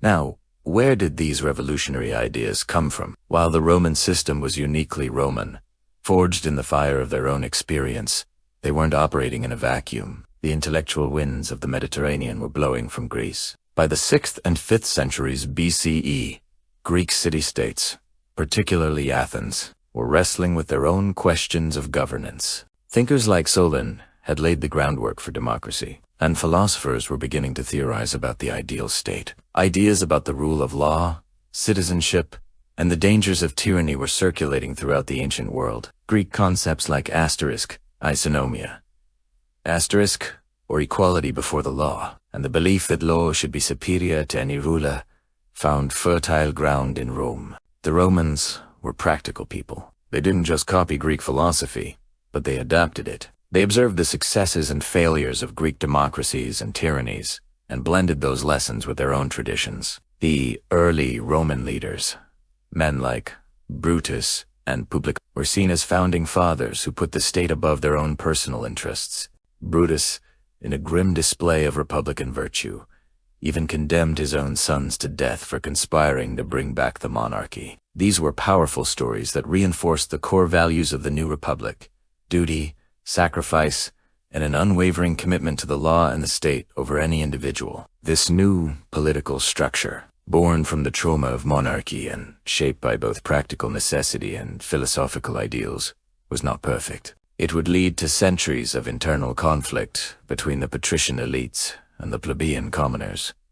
But it was resilient, it was adaptable, and it was this system founded on a rejection of kings and a commitment to shared governance that allowed Rome to conquer its neighbors, consolidate its power over Italy, and eventually build an empire that would dominate the Mediterranean for centuries. The overthrow of Tarquinius Subas and the tragic story of Lucretia were more than just historical events. They became Rome's founding myth. They were a constant reminder of why they had a republic and what they were fighting to preserve: their liberty. It has a powerful story about how a society's greatest traumas can become the source of its greatest strengths. Thanks for joining us for this crucial chapter in Roman history. If you found this story as fascinating as I do, make sure to like this video, subscribe to the channel, and hit that notification bell so you don't miss our next episode, where we'll dive into the early struggles of the Republic. See you next time. Hey everyone! Welcome back to our journey through history. Today, we're diving into a fascinating period of cultural crossover. Imagine two ancient superpowers, not at war, but in a deep, intellectual conversation. That's what happened between Greece and the burgeoning Roman Republic. We often think of Rome as this unstoppable military machine, conquering its way across the Mediterranean. And that's true. But what fueled the minds of the men who built this empire? A huge part of the answer lies with their sophisticated neighbors, the Greeks. This isn't just about borrowing gods and myths. It's about the very soul of what it meant to be a good citizen, a virtuous leader. So, how did the Greek ideal of virtue shape the architects of the Roman Republic? Let's find out. It all starts with the Roman elite, the senators, the generals, the thinkers. These weren't just power-hungry politicians. They were men obsessed with the concept of asterisk virtues. Asterisk. For the Romans, asterisk virtues. Asterisk was the ultimate quality. It meant courage, manliness, excellence, and a deep, unwavering commitment to the Roman state. But where did they get these ideas? While Roman culture had its own strong traditions, the elites were increasingly looking eastward, to the dazzling intellectual world of Greece. As Rome's power grew, so did its contact with the Greek city. Roman ambassadors, officials, and wealthy young men began traveling to places like Athens and Corinth. They weren't just there to sign treaties or trade goods. They were there to learn. What they found in Greece was a society that had spent centuries thinking, debating, and writing about what makes a good life and a just society. They encountered the works of philosophers like Plato and Aristotle, who argued that the highest good was living a life of virtue, guided by reason. This was a revelation. For the Greeks, virtue wasn't just about being a brave soldier, though courage was certainly part of it. It was about civic virtue, the idea that a citizen's primary duty is to the well-being of the city-state. The asterisk. Polis asterisk. This meant actively participating in public life, engaging in rational debate in the assembly, and putting the common good above personal gain. It was about using your intellect to serve your community. Think about the impact this would have on a Roman aristocrat. He comes from a society that values action and military glory above all else. Then he goes to Athens and sees men swaying crowds, not with swords, but with words. He hears philosophers debating the nature of justice, courage, and piety. This exposure to Greek thought gave the Roman elite a new language and a philosophical framework for their own ambitions. The raw Roman drive for honor was refined by the Greek emphasis on rational thought and civic duty. A Roman leader was still expected to be brave in battle, absolutely. But now, he was also expected to be a skilled orator, a thoughtful lawmaker, and a man who could rationally defend his actions in the Senate. A perfect example of this blend is the story of the Roman ambassadors sent to Athens in the 2nd century BCE. These weren't just diplomats.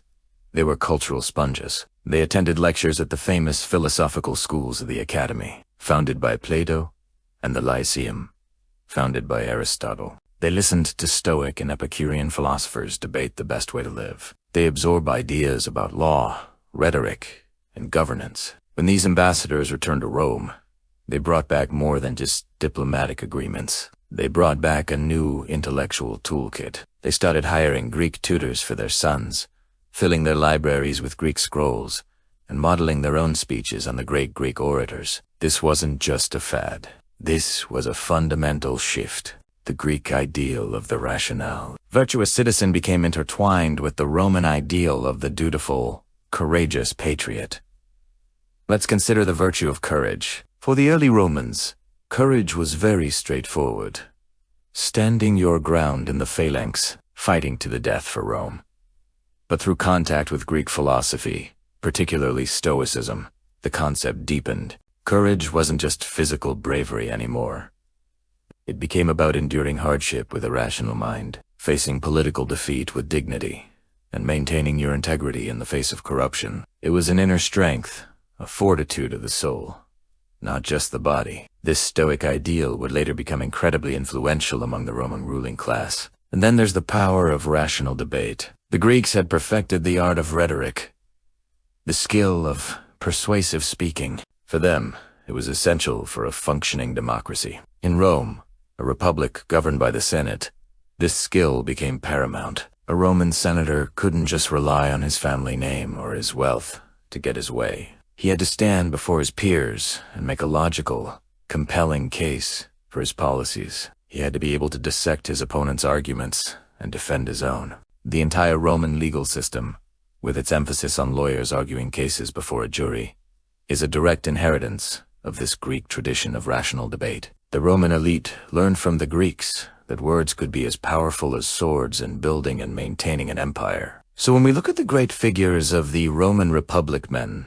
like Scipio, who defeated Hannibal but was also a great admirer of Greek culture, or Cicero, the ultimate statesman, orator, and philosopher, we are not just seeing Romans, we are seeing a powerful synthesis.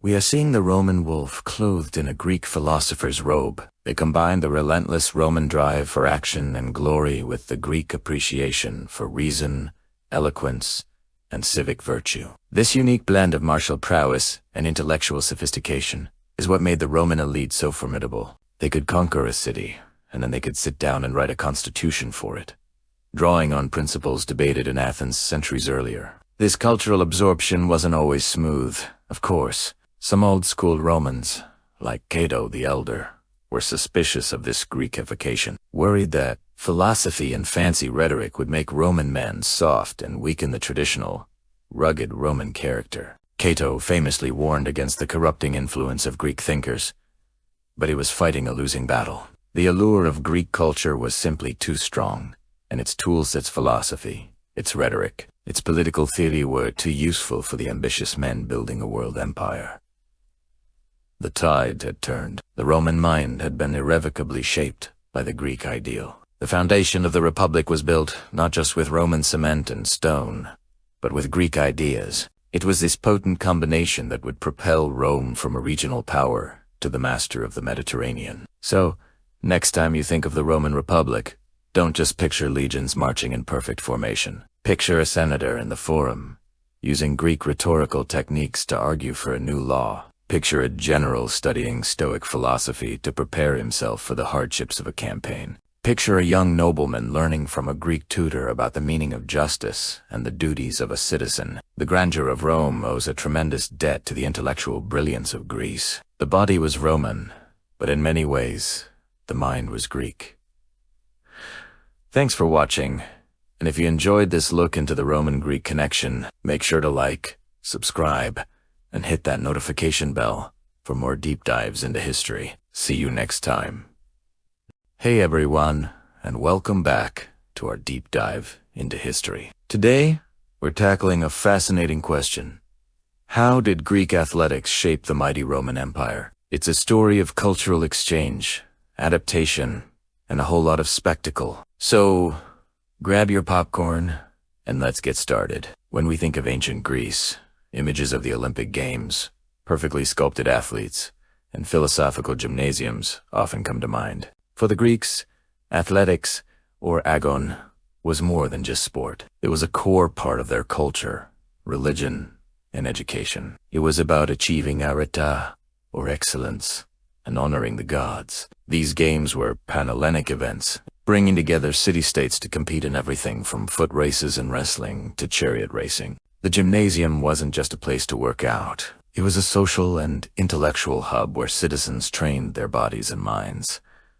So, how did these traditions make their way to Rome? The answer lies in conquest and cultural fascination. As the Roman Republic expanded its territory eastward in the 3rd and 2nd centuries BC, it came into direct contact with the Greek world. Roman generals and soldiers were exposed to Greek culture, and they brought back stories, art, and ideas. Many wealthy Romans became Hellenic, meaning they admired all things Greek. They hired Greek tutors for their children, collected Greek art, and, you guessed it, adopted Greek-style athletics. Initially, this adoption was met with some resistance. Traditional Romans, like Caito the Elder, were suspicious of Greek influence. They saw the Greek emphasis on the nude, athletic body as indulgent and effeminate, a stark contrast to the Roman ideal of the disciplined, clothed soldier. For conservative Romans, the only physical training that mattered was the kind that prepared a man for battle. Anything else was seen as a frivolous distraction. But the appeal of Greek culture was too strong to ignore. The first official Greek-style games in Rome, known as the Ludi, were introduced as early as 186 BCE. These were initially organized by victorious generals as part of their triumphal celebrations, a way to show off the cultural spoils of war. They featured Greek athletes competing in traditional events, offering the Roman populace a taste of Hellenic spectacle. However, the Romans weren't just copycats. They were master adapters. They took what they liked from the Greeks and reshaped it to fit their own values and needs. This is where we see a major shift. While the Greeks celebrated the individual athlete and the pursuit of excellence, the Romans were far more pragmatic and focused on mass entertainment and military readiness. Let's first talk about militaristic training. The Roman military machine was the backbone of the empire, and physical fitness was non-negotiable. The Campus Martis, or Field of Mars, in Rome was a massive open area dedicated to military exercises. Here, Roman youths practiced skills that were directly applicable to the battlefield.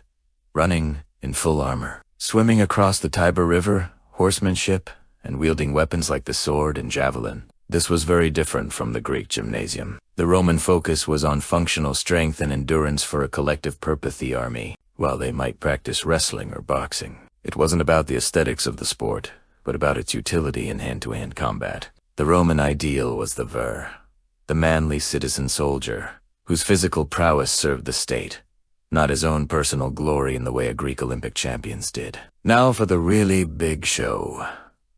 Public entertainment. This is where Roman adaptation truly shines, and where it diverges most dramatically from the Greek model. The Romans craved spectacle on a grand scale. While Greek games were often connected to religious festivals, Roman games, or ludi, became a massive form of public entertainment, sponsored by emperors and politicians to win favor with the masses. This was the famous policy of bread and circuses. The Romans took Greek athletic events and supersized them. They built colossal structures like the Colosseum and the Circus Maximus specifically for these spectacles. The Circus Maximus, for instance, could hold over 150,000 spectators.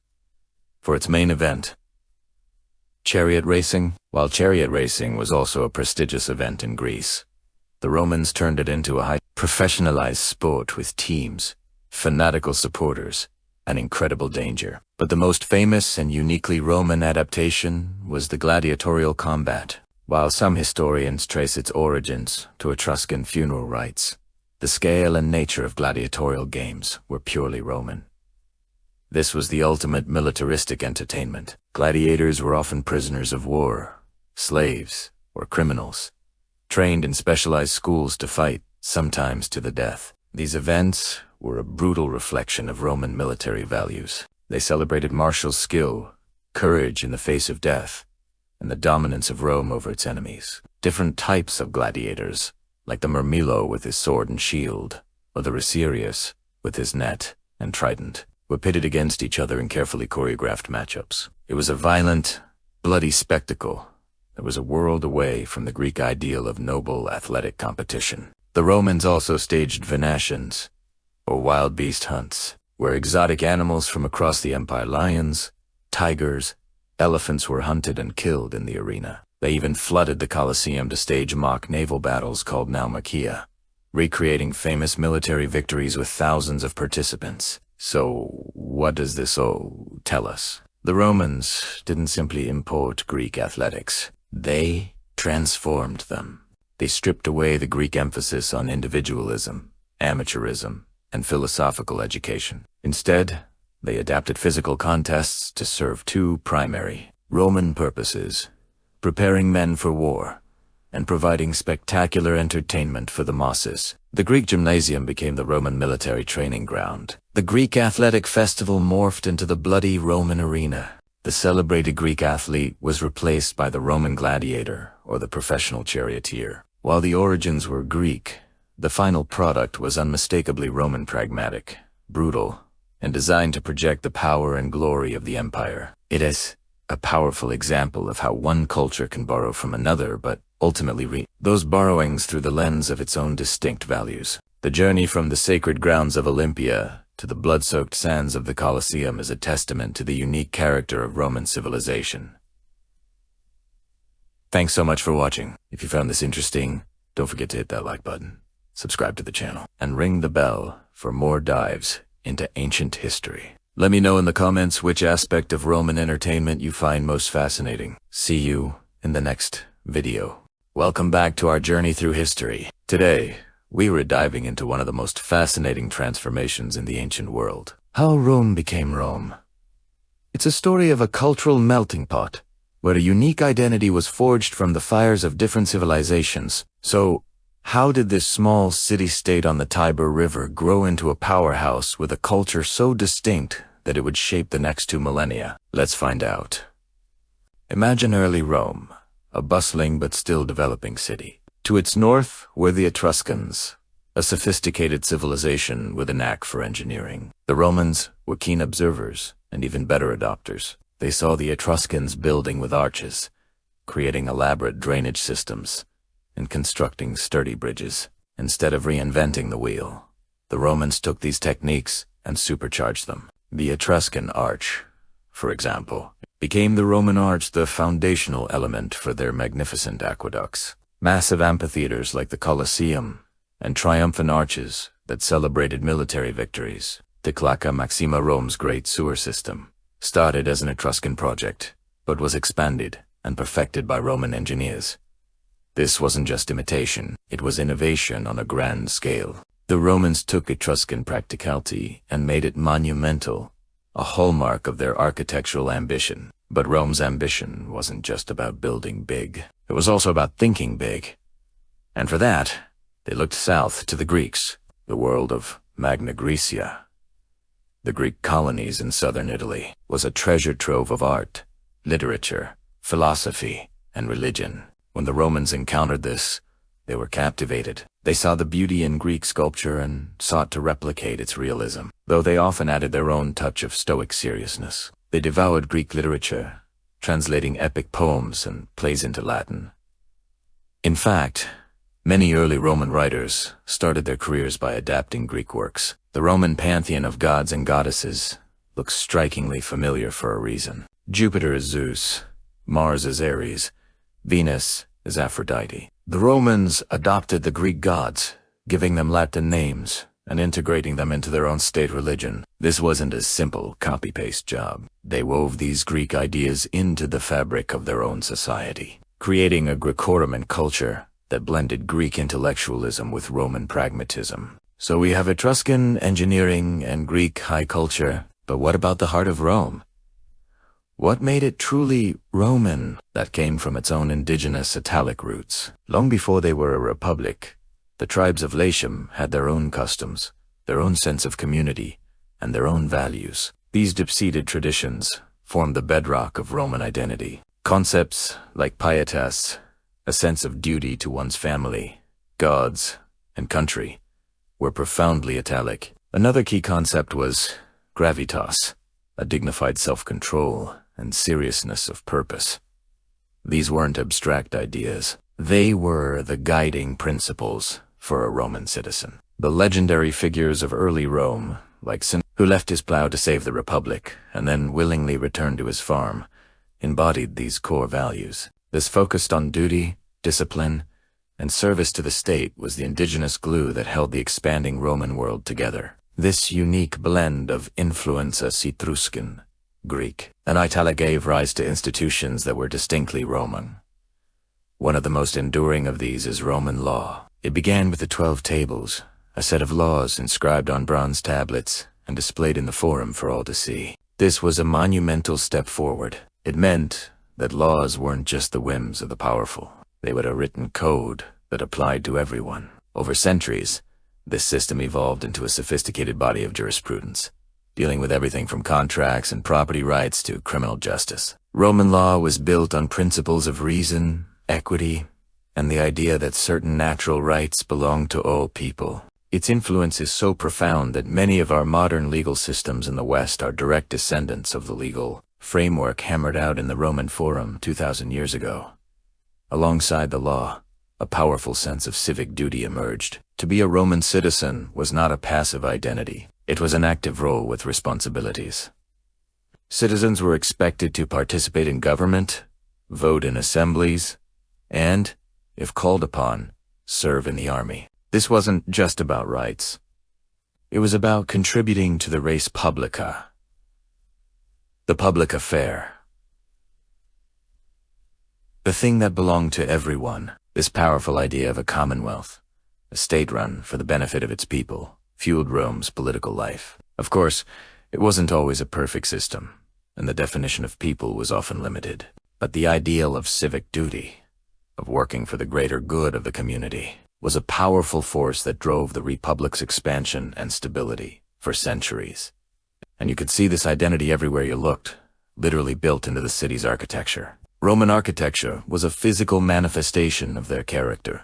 It combined the beauty of Greek aesthetics, the columns, the pediments, with the strength of Etruscan engineering, the arch, the vault. But the Romans added their own secret ingredient: concrete. The invention of Roman concrete was a game changer. It was cheaper, more flexible, and stronger than traditional stone, allowing them to build on a scale never before imagined. They created vast interior spaces with soaring domes, like the Pantheon in Rome. The Pantheon is the perfect symbol of this synthesis. A Greek-style portico leads to a massive, circular hall topped by a breathtaking coffered concrete dome. It's a temple that is both beautiful and an engineering marvel. It is, in a word, Roman. So, when we talk about Rome, we're not just talking about a place. We're talking about a complex and dynamic identity forged from many sources. Rome took the engineering genius of the Etruscans, the cultural brilliance of the Greeks, and fused it with its own native Italic traditions of duty and discipline. From this incredible synthesis, it created something new, something powerful, and something enduring: the Roman legal system. Their ideals of civic responsibility and their monumental architecture were not just borrowed. They were born from this unique cultural blend. They were the tangible expressions of a new identity that would not only define a city, but would go on to shape the entire Western world. Rome truly became Rome, and the world was never the same again. Thanks for watching. If you found this journey into Rome's identity fascinating, don't forget to like, subscribe, and hit that notification bell for more deep dives into history. See you next time, as we stand at the threshold of the Roman Empire, a civilization that would cast a long shadow over millennia. It's easy to be awed by its sheer scale and power, but Rome did not spring fully formed from the 7 hills. Its foundations were laid brick by brick, idea by idea, by the very neighbors it would one day eclipse, the Greeks and the Etruscans. This is the story of that legacy, a story of how a small city-state absorbed the wisdom of older cultures to become the master of the known world. Let's begin with the heart of any Roman city, the temple. When you picture a Roman temple, what do you see? Towering columns, a triangular pediment, a grand staircase leading to a stately entrance. This iconic image is a masterful blend of Greek and Etruscan design. From the Etruscans, the Romans borrowed the concept of the high podium, a raised platform that lifted their temples toward the heavens, giving them a commanding presence. The deep front porch, or portico, supported by columns, also has Etruscan roots, creating a dramatic and welcoming entrance for worshippers. But look closer at those columns, the elegant styles, the simple Doric, the scrolled Ionic, and the ornate Corinthian. These are pure Greek artistry. The Romans saw the beauty and mathematical precision of Greek temple architecture and adopted it wholeheartedly. They loved the Corinthian order in particular, with its intricate acanthus leaf designs, using it to express their own wealth and grandeur. So, when a Roman citizen approached a temple, they were walking into a space that was fundamentally Etruscan in its layout, but dressed in the sophisticated aesthetic of the Greeks. It was a perfect fusion, symbolizing Roman identity. Practical and powerful like the Etruscans, yet aspiring to the intellectual and artistic ideals of the Greeks. The temple of Jupiter Optimus Maximus, on the Capitoline Hill, the most important temple in ancient Rome, was a testament to this hybrid genius. First built with clear Etruscan features, and later rebuilt with Greek marble and columns. Now, let's move from the sacred to the secular, into the bustling world of Roman politics. The Roman Republic, with its intricate system of assemblies, magistrates, and the powerful Senate, is often hailed as a Roman invention. But here, too, the seeds were sown in foreign soil. The very idea of the city-state, the polis, where citizens participate in their own governance, was a Greek concept that revolutionized the ancient world. Athens, with its radical democracy, provided a powerful, if sometimes chaotic, model. The Romans, ever the pragmatists, studied the Greek systems. They admired the idea of citizen-led government, but were wary of the potential for mob rule they saw in Athens. So, they adapted. They took the Greek idea of civic duty and popular assembly but balanced it with a powerful aristocratic body. The Senate, this concept of a mixed constitution, blending elements of democracy, aristocracy, and even monarchy in the form of consuls, was a subject of fascination for Greek philosophers like Polybius, who saw it as the key to Rome's stability and success. From the Etruscans, the Romans inherited the symbols and rituals of power that gave their political system its gravitas. The toga with a purple border worn by senators, the special folding chair called the curule seat, used by high-ranking magistrates, and the fasces, bundle of rods with an axe carried by lictors as a symbol of authority to punish and execute thieves, were all Etruscan in origin. These powerful symbols visually reinforced the hierarchy and authority of Roman officials, lending an air of ancient tradition and legitimacy to their rule. So, the Roman political machine was a brilliant piece of engineering. Its engine was powered by Greek ideals of citizenship, but its chassis and outward symbols of power were forged in an Etruscan workshop. Speaking of engineering, this is where Rome truly made its mark on the world. Aqueducts that stretched for miles, roads that connected an empire, and domes that defied gravity. Roman engineering was a marvel, and its roots lie in the practical genius of the Etruscans. The Etruscans were master builders and hydraulic engineers. They were experts at draining marshy land for settlement and agriculture, a skill the early Romans desperately needed for their own swampy lowlands.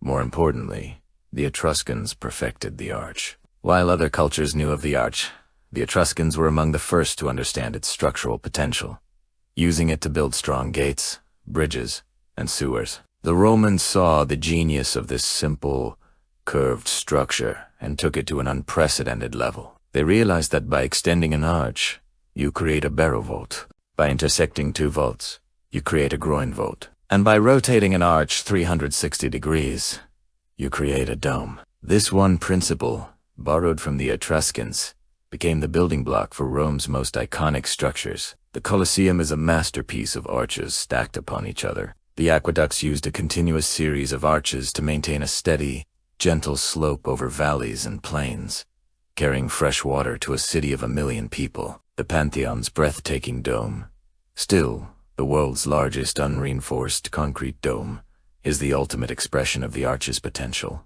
While the Romans refined these techniques with their own invention of concrete, the fundamental architectural DNA came from their Etruscan predecessors. They took a practical tool and turned it into an art form, building an empire that was not just powerful, but also enduring. Of course, a civilization is defined not just by what it builds or how it governs, but by what it believes. Roman religion was a rich and complex tapestry, woven from many different threads. At its core were ancient Italic traditions, but the most visible and famous deities in the Roman pantheon are direct counterparts of the Greek gods. Zeus became Jupiter, Hera became Juno, Ares became Mars, and Aphrodite became Venus.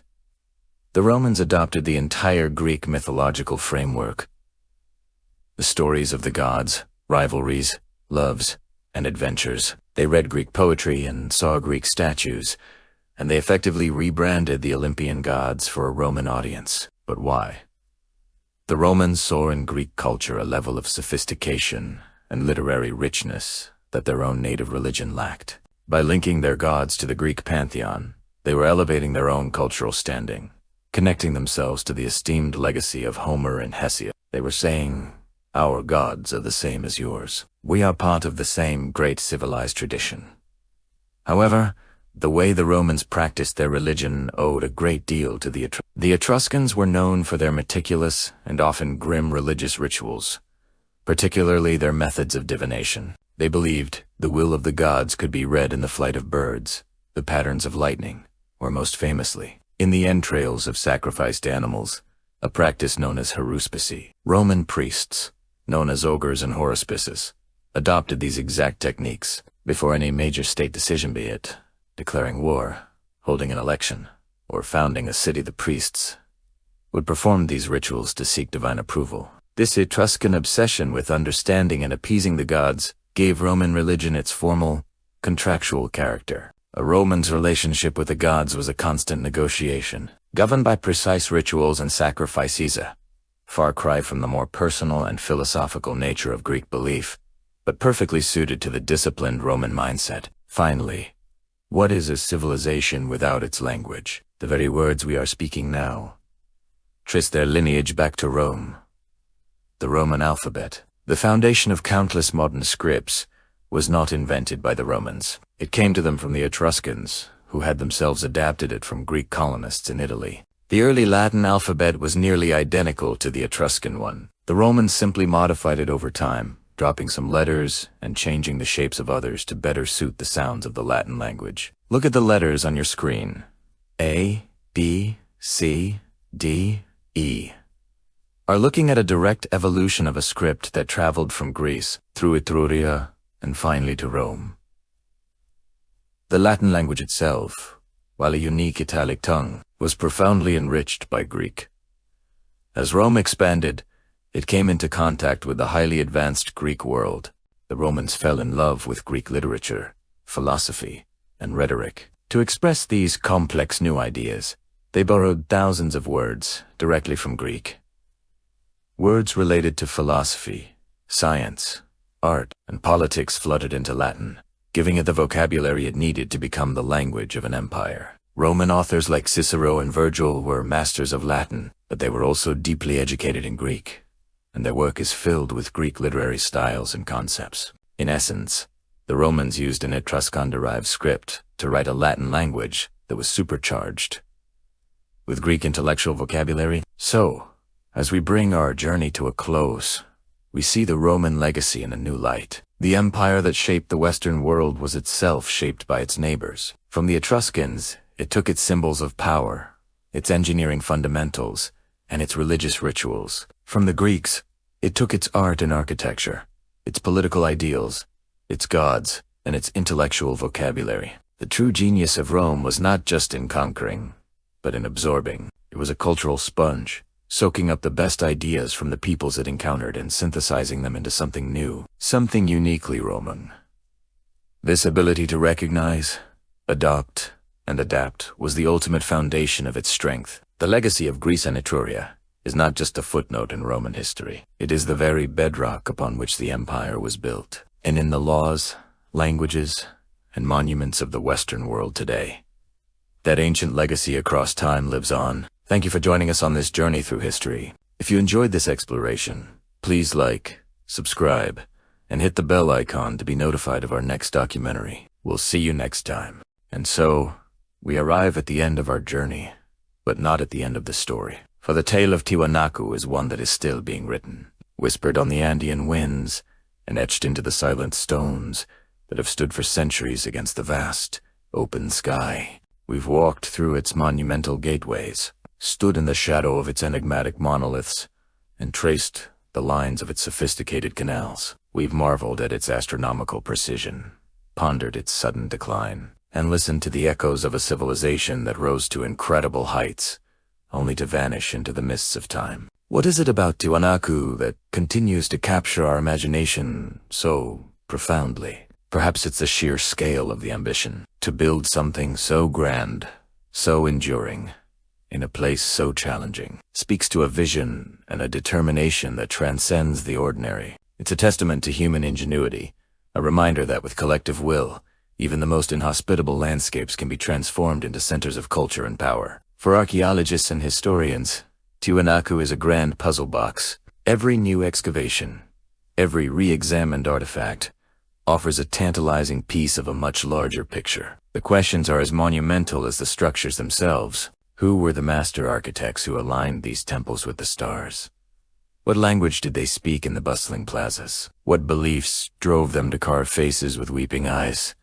And what cataclysmic event or slow decline ultimately silenced their city? Each answer seems to only unlock a dozen more questions, pulling researchers deeper into the labyrinth of the past. The debate over its age, the true purpose of the Kalasasaya, the function of the sunken temple, these are not just academic exercises. They are quests to understand a forgotten chapter of human history, to give voice to a people who left behind a legacy of stone and mystery. But the appeal of Tiwanaku extends far beyond academic halls. It speaks to the dreamer in all of us. Standing on the Altiplano, you can't help but feel a sense of awe and wonder. It's a place that invites speculation, a canvas for our own imagination. Was this a civilization aided by forgotten technologies? Or perhaps even by visitors from another world, as some fringe theories suggest? While these ideas lie outside mainstream science, their persistence speaks to the profound impact Tiwanaku has on the human psyche. It challenges our understanding of what was possible in the ancient world. It makes us question the linear narrative of progress we so often take for granted. This place reminds us that history is not a straight line, but a complex, branching tree with forgotten limbs and mysterious roots. And then there is the spiritual dimension. For the modern Amara people, the descendants of this ancient culture, Tiwanaku is not just a ruin. It is a sacred site, a place of ancestral power and living tradition. It is here that the Wilkakuti, the Amara New Year, is celebrated as the first rays of the winter solstice sun shine through the gateway of the sun. In these moments, the past is not dead. It is vibrantly alive. The stones are not just relics. They are conduits to a spiritual heritage that has endured through centuries of change and turmoil. This living connection infuses the site with a power that can be felt, a sense that you are walking on hallowed ground, where the veil between worlds is thin. It is this combination of the known and the unknown, the scientific and the spiritual, the monumental and the personal, That makes Tiwanaku so eternally compelling. It is a story of a great society, yes, but it is also a mirror reflecting our own deepest questions. Where do we come from? What are we capable of achieving? And what will we leave behind when our own time is over? The people of Tiwanaku left no written records in the way we understand them. Their library is the landscape itself. Their words are the intricate carvings on the Ponce monolith. Their epic poem is the silent geometry of Puma. To understand them, we must learn to read a different kind of language, a language of stone, water, and stars. As we look out one last time over this incredible vista, the wind whispers through the tall grasses, the sunsets casting long shadows that stretch like ancient memories across the ceremonial grounds. The great stone heads seem to watch, their expressions unchanging, their secrets held close. They have witnessed the rise and fall of their own empire, the arrival of the Inca, the Spanish conquest, and now the steady stream of curious visitors from around the globe. They have endured earthquakes, floods, and the slow, relentless erosion of time. And still, they stand. The stones of Tiwanaku remain silent.